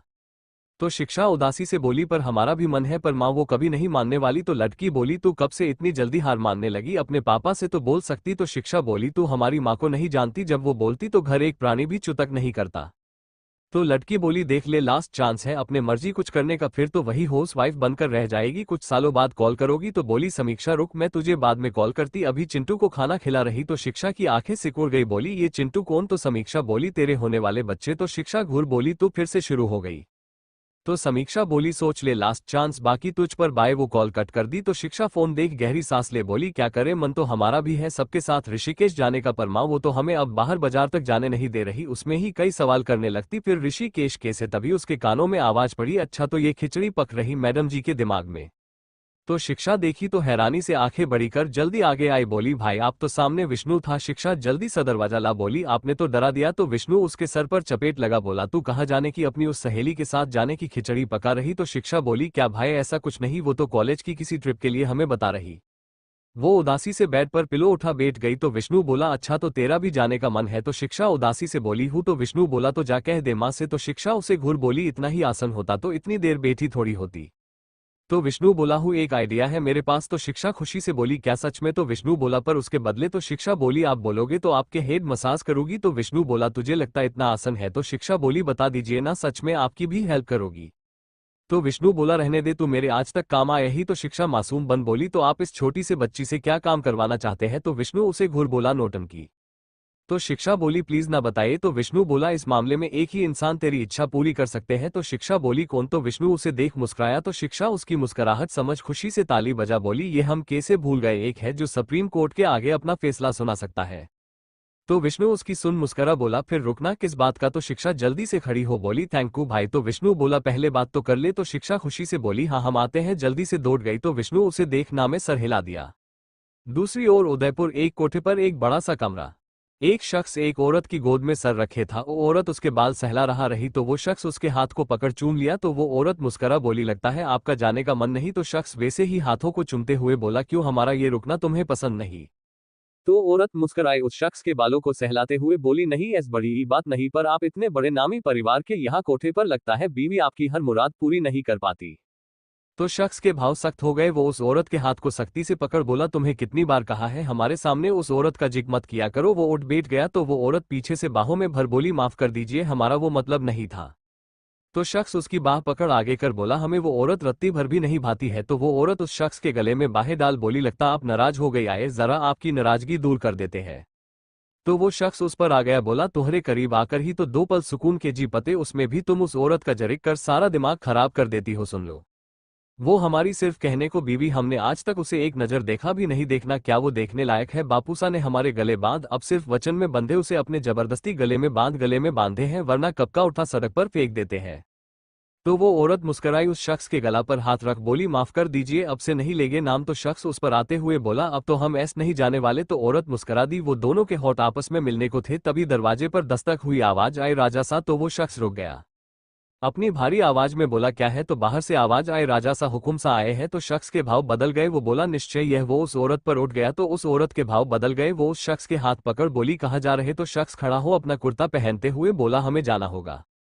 तो औरत उसके सिने से लग बोली क्यों। तो शख्स उसकी कमर थाम बोला हम और कभी आएंगे। तो औरत बोली मत जाए ना। तो शख्स बोला कहाँ ना हम और कहीं आएंगे। वो उसके हाथ हटा निकलने को हुआ, तभी वो औरत बोली आपको नहीं लगता बड़े आप है, पर आप पर दबाव हुकुम सा बनाते, मतलब भले ही हुकुम सा है पर है तो आपसे छोट। तभी उसकी गले की आवाज गले में ही रह गई। वो शख्स उसका गला पकड़ लिया, बेहद ही गुस्से में दांत चबा बोला आज तो जिंदा छोड़ रहे आएगा, हमारे भाई के बारे में हम एक भी शब्द नहीं सुनेंगे, समझी। वो उस औरत को धकेल दिया। तो वो औरत जागिरी पर खांसने लगी। उसे पकड़ ही इतनी जोर से था, वो उस ओर देखी जहां वो शख्स वहां नहीं रहा जा चुका था। तो उसके भाव बदल गए, अलग ही भाव लिए बोली देखते इतने दिनों तक दोनों भाई का प्रेम बना रहता है, फिर सब कुछ इस कला का। वो तिरछा मुस्करा दी। वही वो शख्स बाहर आए, सामने देख बोला तुम यहाँ क्या कर रहे हो। तो सामने और कोई निश्चय था, बोला आपको लेने। तो शख्स उसे घूर बोला और हम जान सकते क्यों। तो निश्चय उसके पास आया, बोला जानते आप हमसे बड़े पर क्या करे, कभी कभी आप कर ही कुछ ऐसा देते हैं। तो वो शख्स उसे घूर बोला क्या मतलब। तो निश्चय बोला आप जब से गए मासा का बुरा हाल है, कब से आपकी राह देख रही, वो आंखों से आंसू नहीं रुक रहे। तो शख्स गहरी सांस ले बोला मां समझती क्यों नहीं, हम कोई बच्चे नहीं। तो निश्चय बोला उससे भी कम नहीं, एक बार हमें तो बता ही सकते थे। तो शख्स बाहर चल जिप में बैठ बोला हम कोई बच्चे नहीं जो हर चीज के लिए तुमसे परमिशन मांगे। तो निश्चय उसके पास आ बोला माफ कर दीजिए, हमारा वो मतलब नहीं था। तो शख्स बोला अब यहाँ ही रहना है। तो निश्चय ड्राइवर सीट पर बैठ बोला हमें समझ नहीं आता आप यहाँ क्यों आते हैं। तो शख्स बोला ये हमारा पर्सनल मामला है। तो निश्चय उसे देख बोला इतना भी पर्सनल नहीं कि आप अपने छोटे को भी न बता सके। तो वो शख्स उसे देखने लगा। निश्चय उसे देख बोला आप भले ही अपनी जरूरत के लिए यहाँ आ रहे, पर सुकून आपको यहाँ कभी नहीं मिल सकता। ये शख्स रघुवेंद्र था। वो नजरे फेर बोला ये हमारी निजी जिंदगी है। तो निश्चय बोला आप कभी भाभी को अपना नहीं सकते। तो उस शख्स के भाव सख्त हो गए। वो बोला तुम्हें पता है ना हमें वो औरत बिल्कुल भी पसंद नहीं। तभी गाड़ी रुक गए। निश्चय बोला हम आप पर कुछ थोप नहीं रहे, आप हमारे लिए क्या है, आपसे बेहतर कोई नहीं जान सकता, आपके अच्छे के लिए ही बोल रहे, ऐसा ना हो आपको पछताना पड़े। तो रघुवेंद्र गाड़ी से उतर बोला हम कभी किसी चीज के लिए पछताते नहीं और हमारे अच्छे बुरे का तुम्हें फिक्र करने जरूरत नहीं। वो चला गया। तो निश्चय वैसे ही खड़ा रह गया। बोला, आप कब से हमसे ऐसे दूर हो गए भाई साहब, पर एक दिन आपको आपकी गलती का एहसास जरूर होगा। बस एक बात ही कह सकते, आज हम जैसे पछता रहे वैसे आपको ना करना पड़े। उसकी नजरों के सामने किसी का चेहरा आ गया। वो अपनी आंखें बंद कर लिया। वो अंदर आया। भैरवी जी रघुवेंद्र के गले लगी, रो रही बोली, कहाँ थे आप? पता हम कितने परेशान हो गए थे। रघुवेंद्र उन्हें देख बोला, और आप बार बार भूल जाती, हम कोई बच्चे नहीं। तो भैरवी जी बोली, हाँ हाँ बहुत बड़ा हो गया है तू, पर मेरे लिए मेरा अभी छोटा रघु ही है। सुन ले, अब ऐसे कितने दिनों तक कहीं गायब रहे ना, हम सच कह रहे कभी देखेंगे भी नहीं। तो रघुवेंद्र उन्हें देख बोला, आप फिर से यही बेहुदा बातें करने लगी। तो भैरवी जी बोली, और आप जो करते वो हमारा दिल कितना घबरा रहा था। तो रघुवेंद्र बोला, अब बस कीजिए, हमें इतनी जल्दी मौत नहीं आने वाली। तो भैरवी जी उसके सीने पर मारते हुए बोली, कुछ अच्छा नहीं बोल सकते मरे आपके दुश्मन। तो रघुवेंद्र के हल्की सी स्माइल आ गई। वो बोला, हम कुछ देर आराम करना, हम चलते हैं। वो ऊपर चला गया। पर वही कब से अपनी सुनी आंखों देख रही जानकी की ओर एक बार नजर उठाकर भी नहीं देखा, जो कब से उसे ही देखे जा रही। तभी उसके कंधे पर हाथ महसूस हुआ तो देखी तो गोरी थी। बोली, अब तो खुश है आप तो? जानकी थोड़ी सकपका सी गई, बोली, हट, हमें बहुत से काम है। वही निश्चय भैरवी जी के पास बैठ बोला, माँ हमें आपसे कुछ कहना था। तो भैरवी जी उसके पास बैठ बोली, हाँ कहिए। तो निश्चय बोला, हम मुंबई जा रहे। तो भैरवी जी उन्हें देखने लगी। तो निश्चय बोला, समक्ष को डॉक्टर को दिखाना है। तो भैरवी जी बोली, क्यों, डॉक्टर की कमी है? और अगर यहाँ नहीं तो यहाँ बुला लीजिए, मेरा लाडा सर कहीं नहीं जाने वाला। तो निश्चय उसके पास हो बोला, आप समझती क्यों नहीं, हमरा जाना जरूरी है। ये डॉक्टर की कमी नहीं, पर एक बार हम उसे वही दिखाना चाहते। और फिर मामा जी का कॉल आया था। तो भैरवी जी बोली, क्या धन का फोन आया? और आपने हमसे कहा क्यों नहीं? तो निश्चय बोला, आज सुबह ही आया था, हमें से जरूरी काम है। तो भैरवी जी बोली, ऐसा कौन सा काम? तो निश्चय बोला, वो हम देख लेंगे, पर सोचा इस बहाने समक्ष को भी डॉक्टर को दिखा देंगे। तो भैरवी जी बोली, ठीक है, पर बोली, और वो औरत? तो निश्चय उन्हें देखने लगा। बोला, आप तो अजंती, मेरा बच्चा उसके बिना एक पल भी रह सकता? तो भैरवी जी मुंह बना दी, बोली, जाओ। तो निश्चय उन्हें देख बोला, चिंता मत कीजिए, कुछ ही दिन की बात है। तो भैरवी जी बोली, एक मेरा लादेसी तो है, हवेली रौनक है, अब ये बूढ़ी के लिए तो सब सुना सा हो जाएगा। तो तभी अमर भैरवी जी के पास बैठ बोला, आप कब से बड़ी होने लगी माय स्वीट हार्ट? तो भैरवी जी उसे घूर बोली, अब याद आए माँ की? तो अमर बोला, क्या माँ, जब भी रोमिक मूड में होता हूँ आप सब खराब कर देती है। तो भैरवी जी उसे मारते हुए बोली, बेशर्म, थोड़ी भी लाज शर्म ना है थारे में? तो अमर हंसते हुए बोला, अरे अरे गुस्सा क्यों हो रही मेरी जान? तो भैरवी जी अपनी जूती निकाल बोली, तू ना मानेगा। तो अमर जल्दी से दूसरी ओर भागते हुए बोला, अरे ये क्या माँ, हम तो मजाक कर रहे, आप तो सीधा मारने पर आ जाती है। तो भैरवी जी गुस्से में जूती दिखाते हुए बोली, ना इधर आ, मैं थारी अक्ल ठिकाने लगाती हूँ। तो अमर कान पकड़ बोला, माँ माफ कर दो ना। तो भैरवी जी उसे घुर नीचे बैठ सांस भरने लगी। बोली, इतना बड़ा हो गया पर अकले एक घास बराबर ना है, माँ से कैसे बोला जावे, सब भूल सा गया है बहुत। वो के बोले, अंग्रेजों के साथ पढ़ते पढ़ते सब इन्हें अंग्रेजी मैडम लागे है। तो अमर बेट बोला, कहा यार, आप में जो बात है वो उन अंग्रेजों में कहा मेरी माँ एक साथ 10 जनों को ठिकाने लगा दे, वो फुलसी मैडम आपके आगे कुछ ना है। तो भैरवी जी उसे घरू देखी निश्चय से बोली, तने बोला था ना इसके हाथ पीले करवा देती हूँ, नहीं तुम्हें इसकी इच्छा जाननी थी, लगता ये माहरे वास्ते उन अंग्रेजी औरतों में से ही बहू ले आएगा। तो अमर बोला, नहीं, आपके बेटे की पसंद इतनी बुरी नहीं, पड़ भले ही यूएस से चुके, यहाँ की लड़कियों में जो बात है वो वहाँ की नहीं। तो निश्चय उसके सर पर मार बोला, थोड़ी तो शर्म कर, किसके आगे क्या बोले जा रहा? तो अमर बोला, क्या भाई आप भी? तो भैरवी जी बोली, मैंने सोच लिया, थारे रिश्ता अब मैं ही करूंगी। तो अमर खड़ा हो बोला, आप सोचती रहे, पर मंडप में तो हमें ही बैठना है, वो तो तब तक नहीं हो सकता जब तक आपके बेटे को उसकी पसंद नहीं मिलती। वो चला गया। तो भैरवी जी बोली, देख लिया, इसके चाल ढाल अब जल्दी है, मने इसके खातिर सुशील सी बहू अलनी है। तो निश्चय खड़ा हो बोला, लगता है आपने सुना नहीं, वो अपनी पसंद से ही शादी करेगा। वो चला गया। तो भैरवी जी बोली, और मैं ऐसा होने ना दूं, माहरे लाडैसर की बिदनी तो मैं ही पसंद करूंगी। वही किचन में जानकी चाय बना रही थी। चाय डाल एक नौकर से बोली, ये बड़े मालिक को दे देना। तभी गौरी उसे रोक बोली, ये को आप क्यों नहीं? तो जानकी बोली, हम नहीं नहीं, तुम तो जानती वो हमें देखना भी पसंद नहीं करते। तो गौरी बोली, तो ऐसी रहेगी, जाए ना, इतने दिनों से देख रहे कैसे दरवाजे पर ही निहारे जा रही उनकी राह में, इस चक्कर में एक निवाला भी नहीं लिया। तो जानकी नजरें चुरा काम करते हुए बोली, गौरी क्या तुम हमें बातों में फंसा रही? तो गौरी बोली, नजरें चुरा बात थोड़ी बदल सकती है जी जी। तो जानकी के हाथ रुक गए। तो गौरी उसे अपनी ओर कर बोली, जाए ना प्लीज। तो जानकी उसे देखने लगी बोली, पर वो तो गौरी बोली, आप जाए। तो जानकी हिम्मत जूता कप उठा ली, वहां से निकल गई। तो गौरी मुस्कुरा दी। वो बाहर आए तभी किसी से टकरा गई। तो सामने देख बोली, माफ कीजिए, हमने देखा नहीं। तो सामने निश्चय था। बोला, हमें तुमसे कुछ कहना था। तो गौरी बोली, जी कहिए। तो निश्चय बोला, सामना पैक कर लो। तो गौरी नासमझी में बोली, क्यों? तो निश्चय बोला, हम आज रात ही मुंबई जा रहे। तो गौरी मुंबई का नाम सुनते ही झड़ सी गई। तो निश्चय बोला, हमें देरी पसंद नहीं। वो चला गया। तो गौरी वैसे ही झड़ी रह गई। बोली, क्या मुंबई? उसके जहन में शिवा आ गया।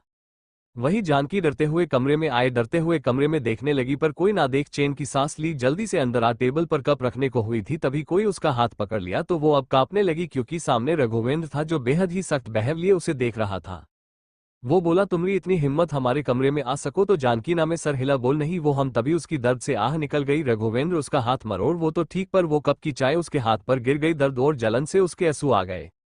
वो रघुवेंद्र को आंसू भरी आंखों से देखी जिसे कोई फर्क नहीं पड़ रहा था। बोला आयदा अपने ये सूरत लिए हमारे सामने दिख मत जाना। वो उसे धकेल दिया तो जानकी जमीन पर जा गिरी। अपने हाथ को देखने लगी पूरा की लाल पड़ गया। रघुवेंद्र को देखी वो उसे देख बोला दफा हो जाओ यहाँ वरना खड़े रहने लायक नहीं रखेंगे।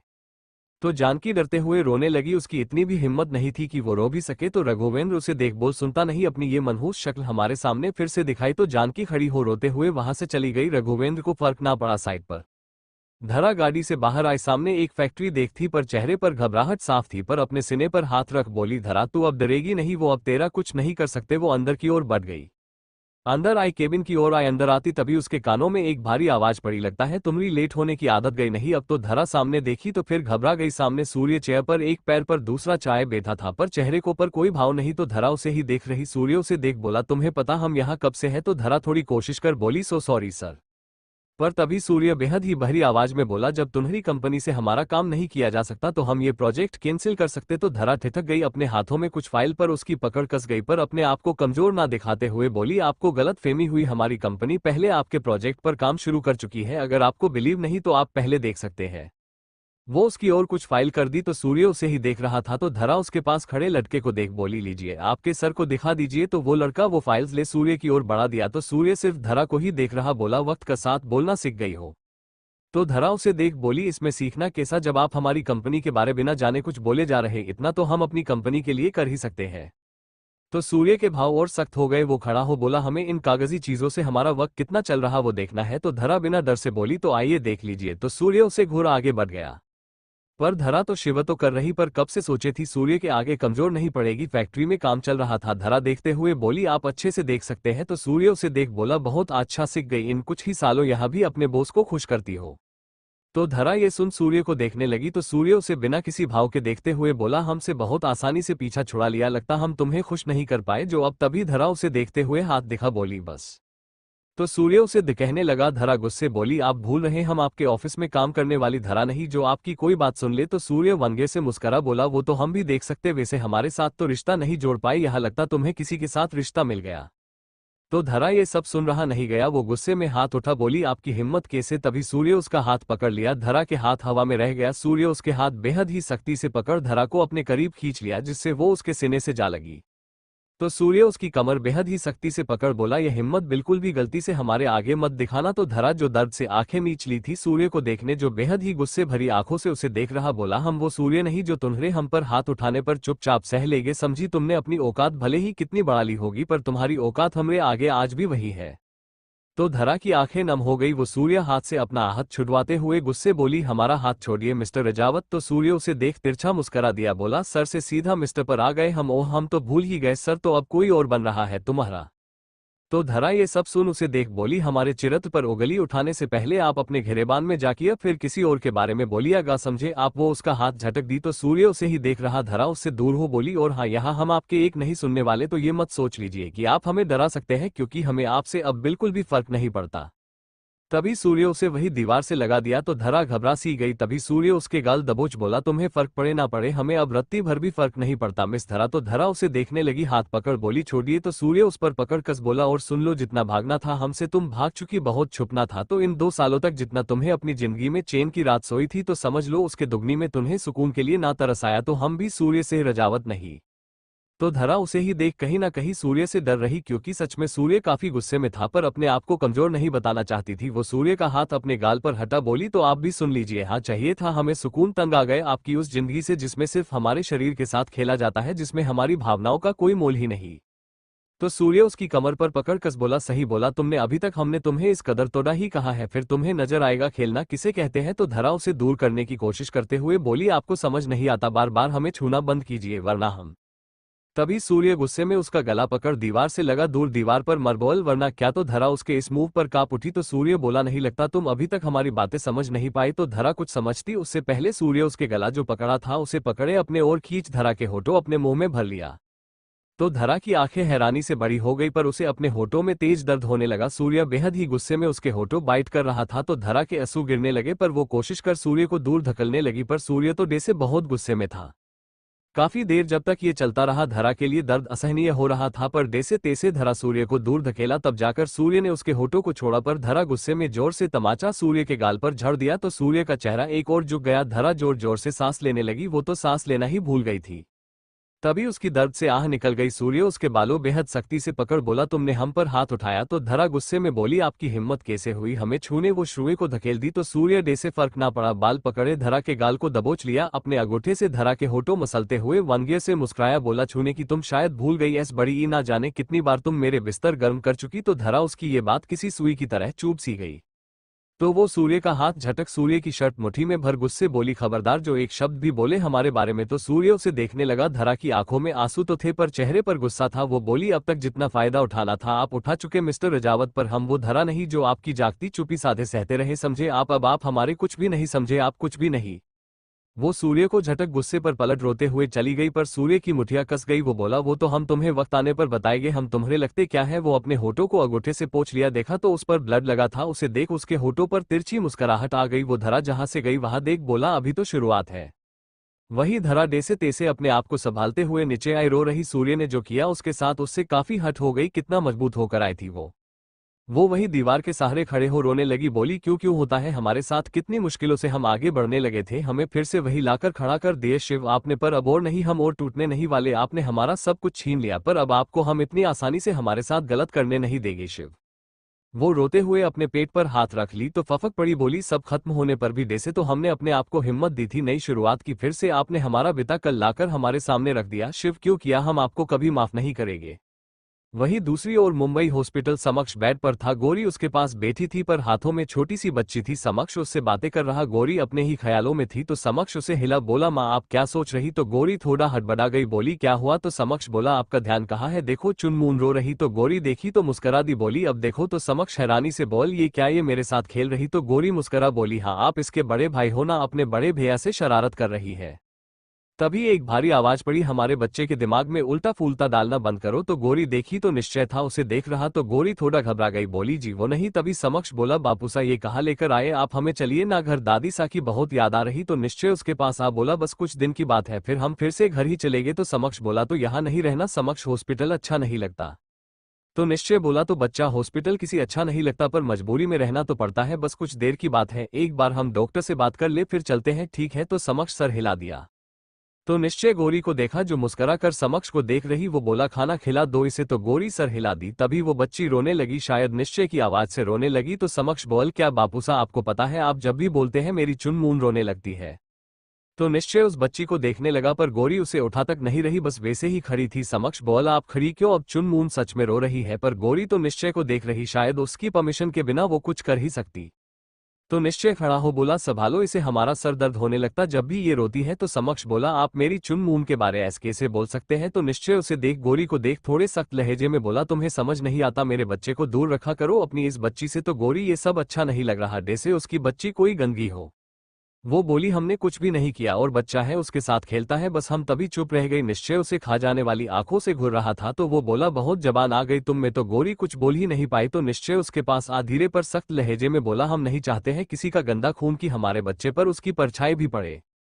तो गोरी उसे देखती रह गई, पर आंखें नम हो गई। तो निश्चय उसे एक नजर देख बोल, तो जितना हो सके उससे दूर ही रखो, वरना हम मजबूरन कुछ करना पड़े। तो गोरी सर जुआ ली, आंसू तो आ रहे पर रो नहीं सकती, बोली, आप फिक्र मत कीजिए, हम अब से दूर ही रखेंगे। तो निश्चय उसे एक नजर देख निकल गया, पर गोरी के आंसू गिरने लगे। तभी समक्ष बोला, आप अभी तक वैसे ही क्यों खड़ी, देखिए ना कितनी रो रही है। तो गोरी जल्दी से आंसू पोंछ समक्ष के पास आई, उससे बच्ची ले अपने सीने से लगा ली, उसे चेहरे पर चूम बोली, आज चुप हो जा मम्मा यही है। पर वो रो रही थी। तो समक्ष बोला, माँ इसे भूखी लगी है। तो गोरी उसकी बात सुन हाँ में सर हिलाई, अपने सीने से आंचल हटा सीने में छुपा ली। तो समक्ष बोला, माँ क्या हुआ, बापूसा ने आपको डांटा क्या? तो गोरी उसे कहने लगी। तो समक्ष कान पकड़ बोला, हमारी वजह से वो आपसे गुस्सा हुए ना? तो गोरी उसके हाथ नीचे पर सर पर चूम बोली, आपसे किसने कहा उन्होंने आपकी वजह से हमें डांटा? तो समक्ष बोल, तो वो गुस्सा क्यों थे आपसे? तो गोरी बोली, ऐसा कुछ नहीं, आओ वो फ्रूट्स आगे कर बोली, चलिए खाए। तो समक्ष बोला ये अच्छे नहीं लगते। तो गौरी बोली पर बच्चा आप ब्रेव कैसे बनोगे, चलिए माँ के लिए खा लीजिए। तो समक्ष अब कुछ ना बोला, गौरी उसे खयलाने लगी पर निश्चय ने अभी जो कहा उसका दिल भारी हो गया। वो अपने बच्ची को देख अपने सीने से लगा ली, बोली हमारी बच्ची कोई गंदा खून नहीं, हमारे लिए हमारे महादेव का आशीर्वाद है, वरना इसके बिना तो हम तो। उसके आंसू गिर गए। वो अपनी आंखें बंद की, बोली काश उस दिन वो सब ना होता, सब हमारी वजह से हुआ, पर हमें क्या पता था आप इस कदर दूर हो जाएंगे हमसे, हम चाहकर भी आपको देख नहीं पाएंगे। हाँ रहना था दूर पर मजबूर थे, पर हमारी साथ हमारी किस्मत इस तरह कह रही, खुद ही समझ नहीं पा रहे हम क्या करें, इसलिए किया, पर सब खत्म हो गया। वो खुद में ही घुट रही थी। दूसरी ओर निश्चय अभी एक चेयर पर बैठे हुए किसी सोच में था, तभी उसके पास धनचंद जी बैठ बोले हम तुम्हें इसके लिए ही बुलाया था। तो निश्चय उन्हें देख बोला फिर तो हम भी मिलना चाहेंगे, उससे ऐसा कौन है जो हमसे टक्कर ले सकता है। तो धनचंद जी बोले सुना है ज्यादा समय नहीं हुआ पर उसके ही सबको कुछ खराब सा हो गया है, उसकी नजरें हम पर ही बनी रहती, अब तो ट्रक भी ट्रांसपोर्ट नहीं हुआ पाते, फलते तो एक था जो ये सारे काम बिना कोई प्रॉब्लम के आसानी से हो जाता था, क्योंकि वो कोई काम बिना गलती के करता ही नहीं था, पर उसके जाने के बाद सब खराब हो गए। निश्चय गुस्से बोल आप उसका जरिक मेरे सामने मत कीजिए। तो धनचंद जी बोले जानते अब नहीं रहा, पर इसका क्या ये हमें नहीं समझ आ रहा। तो निश्चय बोल क्या नाम बताया आपने हमें। तो धनचंद जी बोले शिवराज शेखर, हमने देखा तो नहीं पर सुना जरूर है उसके बारे में, ऐस झुकने वालों में से नहीं। तो निश्चय के भाव सख्त हो गए, वो बोला ऐसा कोई नहीं जो निश्चय राठौड़ के आगे टिक सके, पर लगता कोई अनजान नहीं, क्योंकि ऐस हमारे आगे खड़े होने जरूरत कोई नहीं कर सकता, अगर इसने की है तो जरूर कोई तो खास बात होगी उसमें। दूसरी ओर दिल्ली शिक्षा मासूम सा चेहरा बनाए सूर्य के आगे बैठी थी। सूर्य उसे एक नजर देख बोला तुम्हें लगता हम तुम्हारी ये जिद मानेंगे। तो शिक्षा बोली क्यों भाई, प्लीज लास्ट बार है, फिर तो हम कहीं जा भी नहीं अपई। तो सूर्य बोला हमें नहीं लगता बड़ी माँ तुम्हारे लिए कुछ गलत सोच रही और हमें किसी पर भरोसा नहीं। तो शिक्षा बोली पर हम अकेले थोड़ी पूरा कॉलेज है। तो सूर्य बोला पर ऐसा कोई नहीं जिस पर हम विश्वास कर सके। तो शिक्षा बोली भाई प्लीज एक आखिरी इच्छा है हमारी, फिर तो माँ हमें ना जाने कहाँ भेज देगी, एक छोटी सी विश भी पूरी नहीं करेंगे आप हमार। तो सूर्य से घूर बोला ये क्या लगा रखा, बड़ी माँ कहाँ भेजेगी। तो शिक्षा मासूम बन बोली कुछ समय की तो बात है, फिर हमें तो आप सभी पराया कर देंगे, एक छोटी सी विश थी हमारी, पर लगता हमने कुछ ज्यादा ही मांग लिया। वो जाने को हुई तभी सूर्य बोला रोको। तो शिक्षा रुक गए पर सर नीचे झुकाए थी। तो सूर्य उसे एक चीन को पकड़ ओपा किया। तो शिक्षा को देख बोला ये मोटे मोटे आंसू बहाने बंद करो, तुम्हें पता है ना हमें तुम्हारी आंखों में बिल्कुल भी अच्छे नहीं लगते। तो शिक्षा वैसे ही बोली अब आप हमारी विश पूरी नहीं कर रहे तो अब थोड़ा तो रो नहीं सकते। तो सूर्य उसे आंखें छोटी कर घूर। तो शिक्षा मुंह छोटा कर ली। तो सूर्य उसे एक सर को सहलाते हुए बोला इधर आ। तो शिक्षा उसे देख आगे बढ़ सीने से लग गई। तो सूर्य उसके बाल सहलते हुए बोला कब जाना है। तो शिक्षा खुशी से बोली आप मान गए। तो सूर्य उसे घूर। तो शिक्षा मासूम बन बोली एक वीक बाद। तो सूर्य उसके आंसू साफ कर बोला अब कभी हमें ये दिखने नहीं चाहिए। तो शिक्षा मुस्करा दी बट बढ़ाकर बोली अब क्या करे, कुछ ना दिखे तो रामबाण चलने ही पड़ते। तो सूर्य उसे सर पर चपेट लगा बोला नटखट। तो शिक्षा खुशी से बोली अब बताइए ना आप मान गए। तो सूर्य बोला पहले हमें बड़ी माँ से बात करनी होगी। तो शिक्षा खुशी से उसके गले लग बोली थैंक यू भाई, सच आपको पता हमारा कितना मन था ऋषिकेश जाने का। तो सूर्य उसे देख बोला एक बात कान खोलकर सुन लीजिए, आपको भेज रहे इसका मतलब नहीं हमारी नजर आप पर नहीं, आप अपना ख्याल तो रखेगी पर हमारी नजर आप ही रहेगी, तो आप बिल्कुल भी कोई लापरवाही नहीं बरतेगी। तो शिक्षा मासूम बन बोली तो हम आपको बच्चे लगते हैं। तो सूर्य बोला हमारे लिए तो आप बच्ची है। वो चली गई। सूर्य के भाऊजी अभी तक कितने नॉर्मल थे वो सख्त हो गए। वो सिगरेट अपने होठों से लगा लिया। आज जो हुआ सुबह धरा उसके के बीच वो सब याद करने लगा। धरा को जो वो किस किया था वो सोच बोला अब तो तुम्हारे लबों को चूमने के बाद हमारी तलब कुछ बढ़ सी गई, पर कुछ दिन की बात है तुम हमारी बाहों में होगी, वो भी बिना किसी जबरदस्ती के। ये बोल वो तिरछा मुस्करा दिया। वही धरा अपने कमरे बेड पर बेसुध सी लेती हुई आज सब याद आ रहा। सूर्य ने उसके होठों को फिर से छुआ, वो अपने हाथ अपने होठों पर लिया तभी सहर गई फिर से वही फीलिंग जो इतने वक्त से भूलने की कोशिश कर रही थी। तो वो अपना हाथ हटा बोली ये हम क्या सोच रहे। वो खड़ी हुई अपनी कब्र के पास आई, उसमें से एक बॉक्स निकला, उसे देख उसकी आंखों से आंसू गिरने लगे। वो उस बॉक्स को बेड पर लाई खोल देखी तो अपने मुंह पर हाथ रख रोने लगी। उसमें कुछ बाहर निकाला तो छोटे बच्चे के कपड़े थे, उन्हें देख रोने लगी। बोली क्यों हुआ ऐसा हमारे साथ, आपको भी आपकी मम्मा पसंद नहीं थी ना जो अपनी मम्मा को छोड़ चले गए। पता है मम्मा ने कितने सपने देखे आपके आने के लिए, एक आपस से ही तो उम्मीद थी बच्चा की कोई हमारा होगा, लगता हमारी जिंदगी में अकेले रहना ही लिखा है। वो कपड़ों देखने लगी, उसमें किसी बहुत छोटे बच्चों के कपड़े थे, शायद उसने प्रेगनेंसी के दोहारन बच्चे की आने की खुशी में खरीदे थे, पर सारे कपड़े बॉय के ही थे। वो कपड़ों को बेड पर सजाते हुए दूर देखने लगी पर आंसू गिरते जा रहे थे। उसकी हालत बिगड़ सी गई थी क्योंकि आज किसी ऐसे दर्द से गुजर रही जो अभी तक कोई नहीं जानता इस 2 सालों में उस पर क्या बीती है। तभी उसे अपने कंधे पर हाथ महसूस हुआ तो पलट देखी तो धीरज था। तभी वो उसके सीने से लग रोने लगी तो धीरज बेड पर बच्चे के कपड़े देख उसके बाल सहलाते हुए बोला धरा शांत हो जा। पर धरा बहुत रो रही उसकी शर्ट पकड़े हुए बोली क्यों भाई, क्यों हुआ हमारे साथ, क्यों हमसे हमारी जीने की वजह छीन ली गई, क्या उन्हें हम पर दया भी नहीं आती। तो धीरज धरा को ऐस देख आंखें नम हो गई, क्योंकि बचपन से उसने ही तो उसे देखा था थोड़े थोड़े प्यार के लिए तरसते हुए अपनी आंखों के सामने उस पर जुल्म किए जाते थे, पर धरा की वजह से ही चुप रहन पड़ता था, क्योंकि धरा उसे बीच में बोलने से हमेशा मना कर देती थी। उसके बाद वो गांव में रहा ही नहीं, पर कुछ समय बाद उसे पता चला एक तूफान में सब खत्म हो गया। उसने धरा को ढूंढा भी पर धरा उसे नहीं मिली, पर एक दिन मंदिर में धरा उसे ऐस बड़ी ही हालत में मिली। वो ही था जो इतने वक्त से उसे हिम्मत दे रहा जीने की, क्योंकि धरा को तो उसने तिल तिल मरते देखा था अपनी आंखों के सामने। वो धरा का चेहरा हाथों में भर बोला, तुझसे कितनी बार कहा ये सब छोड़, अब आगे बढ़, क्यों बार बार ये सब देखकर अपनी तबीयत बिगाड़ लेती है। तो धरा रोते हुए बोली, हमारा बच्चा, उसे कहीं से ला दीजिए, हम नहीं जी पा रहे भाई। वो रोने लगी तो धीरज उसे संभालते हुए बोला, धरा संभाल खुद को, तेरे ऐस करने से वो वापस नहीं आ जाएगा। पर धरा अभी पूरी टूटी हुई उसके सीने से लगे रोए जा रही, तो धीरज उसके बाल सहला रही था। बोला, क्या हुआ, तू आज अचानक फिर ये से सब खोल क्यों बैठ गई। तो धरा को सूर्य की याद आ गई, वो अपने आंसू पोंछ बोली, कुछ नहीं। तो धीरज बोला, मेरी तरफ देख, सच बता कोई बात हुई है। तो धरा नजरें चुरा बोली, नहीं, आज युवी की याद आ गई। तो धीरज उसे पानी पिलाते हुए बोला, तू पागल है, देख क्या हालत कर ली अपनी, रो रो कर हटा ये सब। तो धरा उसका हाथ पटक बोली, नहीं कभी। वो उन कपड़ों को सीने से लगा बोली, प्लीज ऐसा मत करिए, इनके सहारे तो जी रहे हैं हमारी सासों, हमसे ऐस दूर मत कीजिए। तो धीरज उसे देख अपने सीने से लगा बोला, तो क्यों करती ऐसा, क्या मैं तेरा भाई नहीं, मुझसे फर्क नहीं पड़ता। तो धरा नामे सर हिला, उसके सीने पर सर रखे बोली, आप ही तो मेरी हिम्मत ही, तभी बाहर निकलने की हिम्मत कर पाती हूं मैं। तो धीरज कुछ ना बोल, तो धरा उससे दूर हो अपने आंसू पोंछ बोली, हम भी ना अपने दुख में आपको भी कितना दुखी कर देते, आप बताइए, हम तो भूल ही गए कैसा था इंटरव्यू और आप सेलेक्ट हुए। तो धीरज उसकी सुन वही सब याद आ गया। तो धरा बोली, बोलिए आप सेलेक्ट हो गए। तो धीरज बस सर हिला दिया। वो क्या बोले, तो श्र खुशी से गले मिल बोली, मैं आपके लिए खुश हूँ, ये क्या आपने हमारा मुंह मीठा भी नहीं करवाया। तो धीरज उसे देखने लगा, वो क्या बोले, खुद ही इतने दिन से अपने चीजों से बाहर नहीं निकल पा रहा, तभी एक लड़का आ गया, बोल ये सही नहीं, आप दोनों मुझे अकेला छोड़ यहाँ गप्पे मार रहे हैं। तो धरा जल्दी से वो कपड़े छुपा बोली, तुझे किसने बोला हम गप्पे मार रहे। तो दल धरा के पास बैठ उसकी गोद में सर रख बोला, बाहर तक आवाज आ रही है, आप दोनों किस चीज की मिठाई की बात हो रही है। तो धरा उसके बाल सहलाते हुए बोली, वो मैं तुझे बाद में बताऊंगी, पहले बता तेरा टेस्ट कैसा गया। तो वो लड़का आंखें बंद कर बोला, अच्छा पर सर बहुत दर्द हो रहा, थोड़ी हेड मसाज करो ना। तो धरा मुस्करा दी। तो धीरज बोला, कुछ ज्यादा ही तुम इसे अपने लाड प्यार में नहीं बिगाड़ रही। तो लड़का उसे देख बोल, देखा दी मैं ना कहता भैया जलते हैं मुझसे। तो धीरज उसे घूर। तो धरा बोली, नहीं आप मेरे लड्डू को घुना बंद कीजिए। तो लड़का बोला, फिर से लड्डू। तो धरा उसके गाल खींच बोली, अच्छा बाबा रोहन। तो रोहन धरा को देख बोला, दी प्लीज कुछ मीठा काहे का मन है, आपने प्रॉमिस किया था जब टेस्ट हो जाएगा आप मेरे लिए जरूर बनाओगी। तो धरा मुस्करा बोली, हाँ क्यों नहीं। तो धीरज बोला, कोई जरूरत नहीं है। तो वो उसे देखने लगे। तो धीरज बोला, अकेले अकेले ही कहोगे, अपने बड़े बा से तो पूछा ही नहीं, इसलिए अब कोई नहीं खाएगा। तो धरा बोली, अरे हम आपसे पूछने ही वाले थे। तो धीरज खड़ा हो बोला, तुमने अभी कहा ना हमने कुछ मीठा नहीं खिलाया तुम्हें। तो धरा आहा में सर हिलाई। तो धीरज उसके गाल पर थप थप बोला, तो तू रुक, आज तेरा भाई कुछ मीठा बनाएगा। तो धरा खुशी से बोली, अरे वाह, फिर तो हमें हवला खाना आपके हाथों का। तो धीरज बोला, तू दोनों अको देर रुको, मैं आता हूँ उदयपुर। भैरवी जी बैठे हुए माला जप रही थी, तभी अमर उन्हें हक कर बोला, क्या कर रही मेरी जान। तो भैरवी जी अपने सिने पर हाथ रख बोली, बेशम डरा दिया हमें। तो अमर हंसते हुए बोला, अरे वाह, हमें तो पता नहीं था आपको भी कोई डरा सकता है। तो भैरवी जी उसे मारते हुए बोली, बदमाश तू कभी सुधर नहीं सकता ना। तो अमर हंसते हुए बोल, क्या माँ आप कब से डरने लगी। तो भैरवी जी उसे घर देखती, तभी अमर के सर पर कोई चपेट लगा। तभी अमर सर सहलाते हुए बोला, कौन है ये जो हमें छूने की हिम्मत की। तो भारी आवाज आए, हम है। तो अमर ये सुन अपनी आंखें मींच लिया। तो भैरवी जी बोली, अब तुम ही इसकी अक्ल ठिकाने लगाओ, बहुत हो रहा है इसका।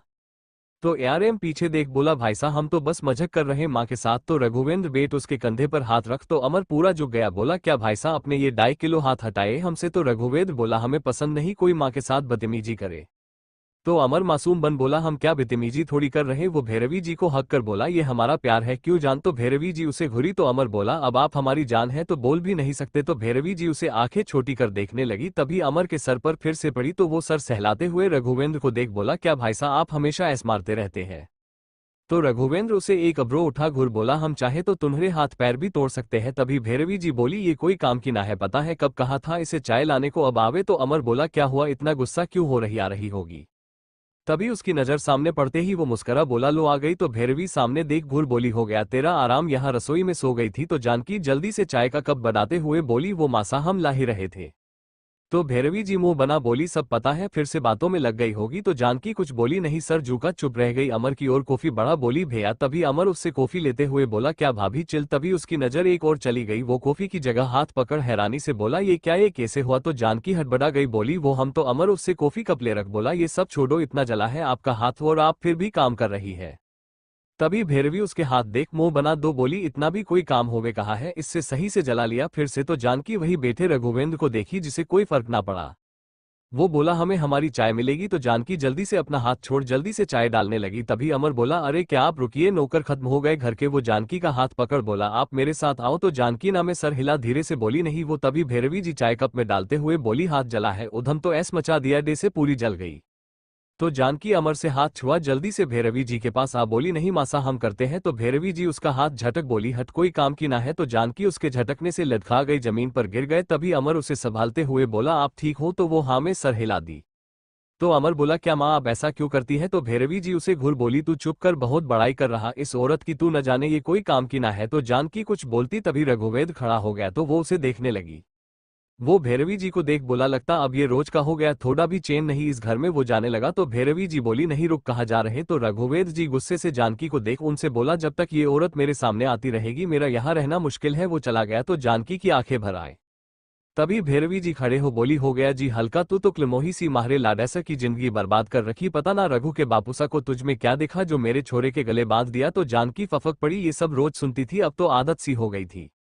भैरवी जी अमर को देख बोली, और तू अपनी इस भाभी का साथ देना, हम नहीं चाहते तुझ पर इस बांझ की काली परछाई तुझ पर पड़े। तो जानकी तो टूट सी गई। ये सब सुन वो जाने को हुई। तभी अमर उसका हाथ पकड़ लिया, बोला, आप कहाँ जा रही। तो जानकी उसे गीली आंखों से रिक्वेस्ट करने लगी। तो अमर भैरवी जी को देख बोला, और आप प्लीज ये वर्ड यूज करना बंद कीजिए। तो भैरवी जी उठ बोली, हाँ हाँ अब तुझे तेरी माँ ही गलत लगेगी ना। वो चली गई। तो अमर जानकी का हाथ पकड़ वही सोफे पर बैठा दिया। तो जानकी उठते हुए बोई, नहीं भैया। तभी अमर बोला, कहा ना आप यही बैठे रहिए। तो जानकी सर झुका रोने लगी। तो अमर उसके पास नीचे बैठ गया। तो जानकी उसे ऐस बैठे देख खड़ी होने लगी। तो अमर बोला, कहा जा बैठे रहिए। तो जानकी उसे देखने लगी। तो अमर उसके हाथ को देखते हुए बोल, रामसा ओ रामसा। तभी जानकी बोली, वो नहीं है बाजे गए, आप रहने दीजिए, हम ठीक है। तो अमर उसे घुर बोला, आपसे पूछा हमने। तभी कोई बॉक्स ले आया। तो अमर देखा तो मुस्करा बोला, थैंक्स भाभी। तो सामने और कोई नहीं लक्ष्मी थी, जो अभी बहुत ही सिंपल व्हाइट साड़ी पहने थी। आप समझ तो गए होगे वो विधवा थी, पर हैरानी इस बात की थी उम्र से तो महज 18 से 19 की लग रही। इतनी कम उम्र में, इसके बारे में हम आगे जानेंगे। वो अमर को देख बोली, हम तो कब से बोल रहे थे पट्टी करवा लीजिए, पर यह है कि हमारी सुनती नहीं। तो अमर उसके हाथ से बॉक्स ले जानकी के हाथ पर दवा लगाने लगा। तो जानकी दर्द से सिसक निकल गई। अमर फूंक मरते हुए बोला, लगा क्या। तो जानकी बस सरना में हिला दी। तो अमर मुस्करा बोला कि भाभी आप भी सबका इतना ख्याल रखती, अपना नहीं रख सकती। तो जानकी बोली, हमें कैसे पता चलता, हमरे छोटे देवर हमें अभी तक भूले नहीं। तो अमर उसे देखने लगा, बोला, हूँ आपको लगता हम आपको भूल सकते। वो लक्ष्मी को देख बोला, यार आप लोगों की वजह से इस बोरिंग सी हवेली में रहने का मन करता, वरना क्या ही सब बोरिंग से। तभी जानकी उसके कान पकड़ बोली, हूँ बहुत बातें आने लगी है। तो अमर बोला, ये क्या आप हमारे कान क्यों पकड़ रही। तो जानकी बोली, देख रहे क्यों परेशान करते रहते हैं मासा को। तो अमर उसके पैरों में बैठे ही बोला, वो क्या है ना, उन्हें छेड़े बिना दिन नहीं निकलता जब तक वो हमारे पीछे अपनी जुती लिए नहीं घूमती। तो लक्ष्मी हंसने लगी। तो अमर उसे देख बोला, देखो अब आपको क्या चाहिए। इतनी ब्यूटीफुल गर्ल को हंसा दिया। तो लक्ष्मी की हंसी रुक गई। तो अमर बोला, ये क्या हंसी है ना यार, इतनी मुश्किल से तो हंसती है आप। तो लक्ष्मी नजरें चुरा बोली, वो हमें काम है। वो चली गई। तो अमर जानकी को देख बोला, क्या ये भी इतना सेड रहना जरूरी है। तो जानकी उसके कंधे पर मार बोली, और आप बड़े हो गए पर शरारत अभी भी वैसी है, क्यों परेशान करते रहते हैं। तो अमर अपना सर जानकी के गोद में रख बोला, क्या करे, यहाँ सब इतने बड़े घूम रहे, एक तो छोटा बनना ही पड़ता है। तो जानकी उसके बालों में हाथ फेरते हुए बोली, ये सब छोड़िए, आप क्यों करते हैं, ऐसा मत जाया कीजिए उन जंगलों में। तो अमर बोला, क्या यार, वही तो हमारी जिंदगी इन्वेस्टेड बनी हुई है, वरना आपके पति जैसा जो सिर्फ चेहरे पर गुस्से लिए घूमते लिए फिरते हैं। तो जानकी उसके कंधे पर मार बोली, चुप करिए। तो अमर बोला, वैसे सच बोली। तो जानकी बोली, हाँ। तो अमर बोला, यार मुझे भी आप जैसी ही बीवी चाहिए। तो जानकी उसे देखने लगी। अमर बोला, जो बिना किसी दिमाग के आपकी सेवा करे। तो जानकी उसे देख बोली, अच्छा जी, कोई पसंद है आपको। अमर बोला, कहा यार, आपकी छोटी बहन होती तो बात भी बन जाती। तो जानकी उसके बाल बिगाते हुए बोली, आप भी ना। उन दोनों का बॉन्ड ऐसा ही था। अमर जितना भैरवी को मां मानता था उतना ही जानकी को भी, क्योंकि जब जानकी शादी करके इस घर में आई थी वैसे काफी कम उम्र में ही शादी हो गई थी, महज 16 की रही होगी उसमें। और रघुवेंद्र में उम्र में काफी अंतर था, वो उससे काफी छोटी थी। दोनों में उम्र का अंतर 10 का रहा होगा, पर शादी किन हालातों में हुई ये आपको आगे पता चलेगा। पर अमर उस समय सिर्फ 10 बरस का था, पर जानकी उसे छोटे भाई की तरह रखती थी। जितना अमर भैरवी के पास नहीं रहा उतना जानकी के पास रहता था, इसलिए कभी कभी तो जानकी के लिए भैरवी के अगेंस्ट चला जाता था। दूसरी ओर मुंबई निश्चय धनचंद जी के साथ एक बड़े हॉल में प्रेजेंट था, जहां काफी बड़े ही लोग आए हुए थे। जैसे कुछ पॉलिटिशियन थे। तो निश्चय अपना टाइम देख बोल, हमारे पास और वक्त नहीं जाया करने के लिए। तो धनचंद जी बोले, कुछ देर और रुक जाओ। तभी एक आदमी स्टेज पर आ बोल, हम इतनी वक्त से जिनका इंतजार कर रहे थे आखिर वो आ ही गए, सभी उनका ताली बजाए स्वागत करे। तो सभी खड़े हो गए तो निश्चय की आंखें कुछ सिकुड़ सी गई, उसे कुछ नजर नहीं आ रहा था। पर किसी शख्स की एंट्री हुई तो सभी उस शख्स की ओर आ गए, उसे बुके देने लगे। तो निश्चय खड़ा हो बोल, ये इंसान है कौन, हमें इतना अजीब क्यों लग रहा, जैसे हम जानते हैं। वो आदमी बीच में जा सभी को दूर कर उस शख्स से बोला, आइए सर। तो वो शख्स उसके साथ स्टेज पर बढ़ गया। तो निश्चय बिना उस पर ध्यान दिए बोला, हम और इस जगह नहीं रुक सकते, हमें हमारे बच्चे के पास जाना, पता नहीं कब से हमारा ही नाम लिए जा रहा होगा। तो वो बिना सुने निकलने लगा। तभी उसके कानों में उस शख्स की आवाज पड़ी तो उसके कदम ठहर गए। वो झट से पीछे पलट देखा तो उसकी आंखें हैरानी से बड़ी हो गई। सामने वो शख्स सबको देखते हुए बोला, हमें ये जानकर खुशी हुई आप सभी हमारे लिए इतने खुश हैं। तो एक आदमी बोला, मिस्टर शेखर आप इतने वक्त बाद मुंबई, मतलब इतने वक्त तक कहाँ थे आप? तो वो शख्स बोला, वो हमारा किसी मिशन की वजह से हम इतने वक्त से हम यहाँ नहीं आ सकते थे, पर आप सभी का प्यार देख हमें लगता आप सभी ने हमारा काफी इंतजार किया है। तो दूसरा आदमी बोला, हाँ आपके जैसे होनहार ऑफिसर की हमारे समाज को जरूरत है।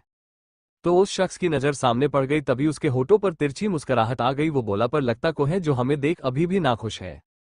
वही सामने निश्चय उसे हैरानी से देख रहा था। बोला, तुम? तो वो शख्स निश्चय को देख बोल, क्या बात है मिस्टर राठौर, हमारी इस खुशी में आए हैं, ये हमें जान बहुत खुशी हुई, अब क्या ऐसी दूर से हमें कांग्रेचुलेट करेंगे मिस्टर राठौर?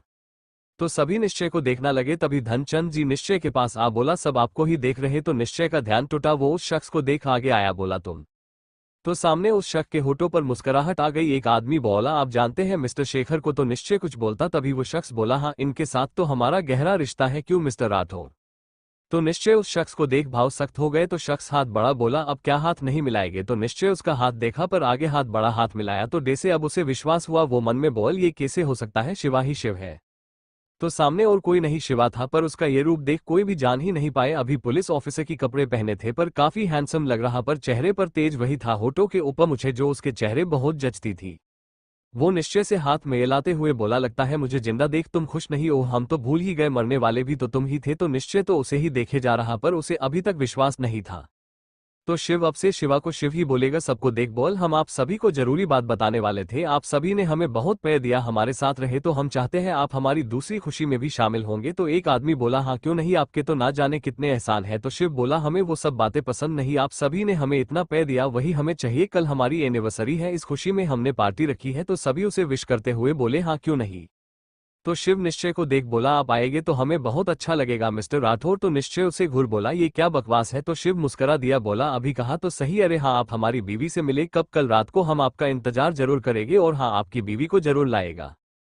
तो निश्चय उसे देख बोला, हमें किसी पार्टी में नहीं आना। वो जाने को हुआ, तभी शिव बोला, पर हमें पता है आप जरूर आएंगे अपनी बीवी को साथ में लेकर, बस हम आपका वेट करेंगे। वो क्या है ना, हमारी बीवी ने आपके काफी चर्चे सुने, वो आपसे मिलना चाहती। तो निश्चय उसे पलट देखने लगा पर वहां से निकल गया। उसके पीछे धनचंद दी वो गुस्से में एफडी के पास आ उसके बोनट पर जोर से मार, बोल ऐसा कैसे हो सकता। तभी धनचंद जी बोले, ये सब क्या है, ये शिवा शिव शेखर हमें कुछ समझ नहीं आ रहा। तो निश्चय उन्हें देख गुस्से में देख बोला, क्या समझ नहीं आ रहा, हमें तो अब सब समझ आने लगा है। तो धनचंद जी बोले, इसका मतलब? तो वो हैरानी से निश्चय को देखने लगे। तो निश्चय उन्हें देख बोला, अब शायद आप समझ गए होगे। तो धनचंद जी सर पकड़ बोले, अब क्या होगा? तो निश्चय बोला, हमें नहीं पता, अब सब सोच समझ कर कदम उठाना होगा, क्योंकि वो आपके बारे में सब जानता है। तो धनचंद जी हैरानी से वही बैठ गए, उन्हें तो अभी भी विश्वास ना हुआ, पर निश्चय का दिमाग तो कहीं और था। शिव जो अभी जिस तरह से बात कर रहा था उसका दिमाग खराब सा हो रहा था। दूसरी ओर सूर्य की नजर सिर्फ धरा पर थी, जो अभी कुछ प्रेजेंट कर रही थी, काफी सुंदर लग रही थी। सूर्य की नजरें उसके हिलते होठों पर जा रही, जिन्हें देख उसे कल की किस याद आ गई। उसका मन फिर से धरा के होठों को किस करने का कर रहा था, पर धरा की नजर उस पर पड़ी, तभी वो उससे नजरें फेर ली तो सूर्य की आंखें सिकुड़ गई। तभी सब तालियां बजाने लगे, कुछ खड़े उससे हाथ मिलाते हुए कुछ डिस्कस करने लगे। तो सूर्य की नजर धरा पर थी, उसकी मुठियां कस गई, क्योंकि नजर तो उन सबके हाथ मिलाते हाथों पर थी, कैसे टच कर रहे थे धरा को, चाहे कुछ भी, पर धरा को ऐस किसी और छूता देख अंदर ही अंदर वो गुस्सा भर रहा था। सभी चले गए तो धरा सामान रखने लगी, तभी कोई उसका हाथ पकड़ वही दीवार से लगा दिया। तो धरा घबरा गई, सामने देख चेहरा गुस्से भर गया। वो बोली, क्या बदतमीजी है? तो सूर्य उसे देखते हुए बोला, सिर्फ हमारा किया ही तुम्हें बदतमीजी नजर आता है, दूसरा का छूना नहीं। तो धरा उसे नासमझी में देखने लगी।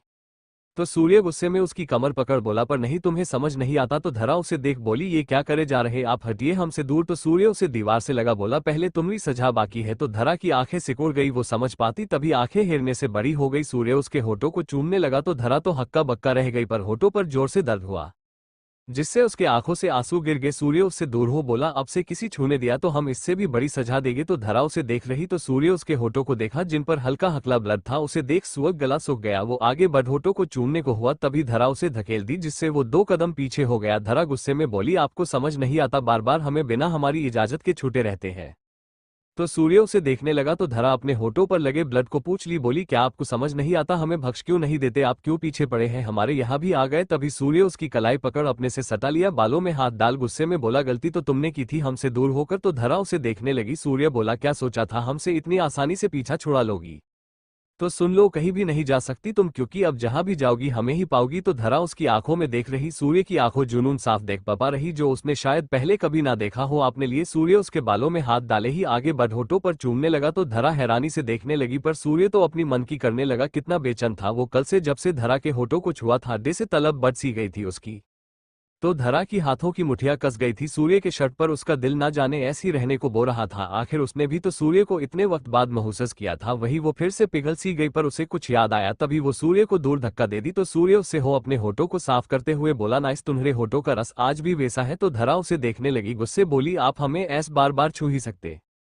तो सूर्य उसे दीवार से लगा, बोला, बोलो क्या कर लूगी? वो हाथ बड़ा पेट पर रख दिया तो धरा की सांसें थम सी गई। सूर्य उसे हाथ ऊपर बड़ा होठों पर फिर से चूम बोलो क्या कर लोगी? पर धरा तो थोड़ी घबरा सी गई थी, क्योंकि चाहे कितनी भी हिम्मत दिखा ले सूर्य के आगे नहीं टिक पाती थी। तभी सूर्य हाथ ऊपर बड़ा सीने पर रख दिया तो धरा ये महसूस कर उसका हाथ झटक बोली, क्या बदतमीजी है? तो सूर्य तिरछा मुस्करा बोला, किसे छिपा रही जिसे हमने ना जाने कितनी बार महसूस किया है। तो धरा थोड़ी असहज सी हो गई, सूर्य से दूर होने की कोशिश करते हुए बोली, हटिए वरना हम। तो सूर्य उसकी कमर प्रेस करते हुए बोला, वरना क्या? तो धरा अब क्या बोले, तभी रुद्राक्ष का आना हो गया तो धरा जल्दी से सूर्य को दूर धकेल दी।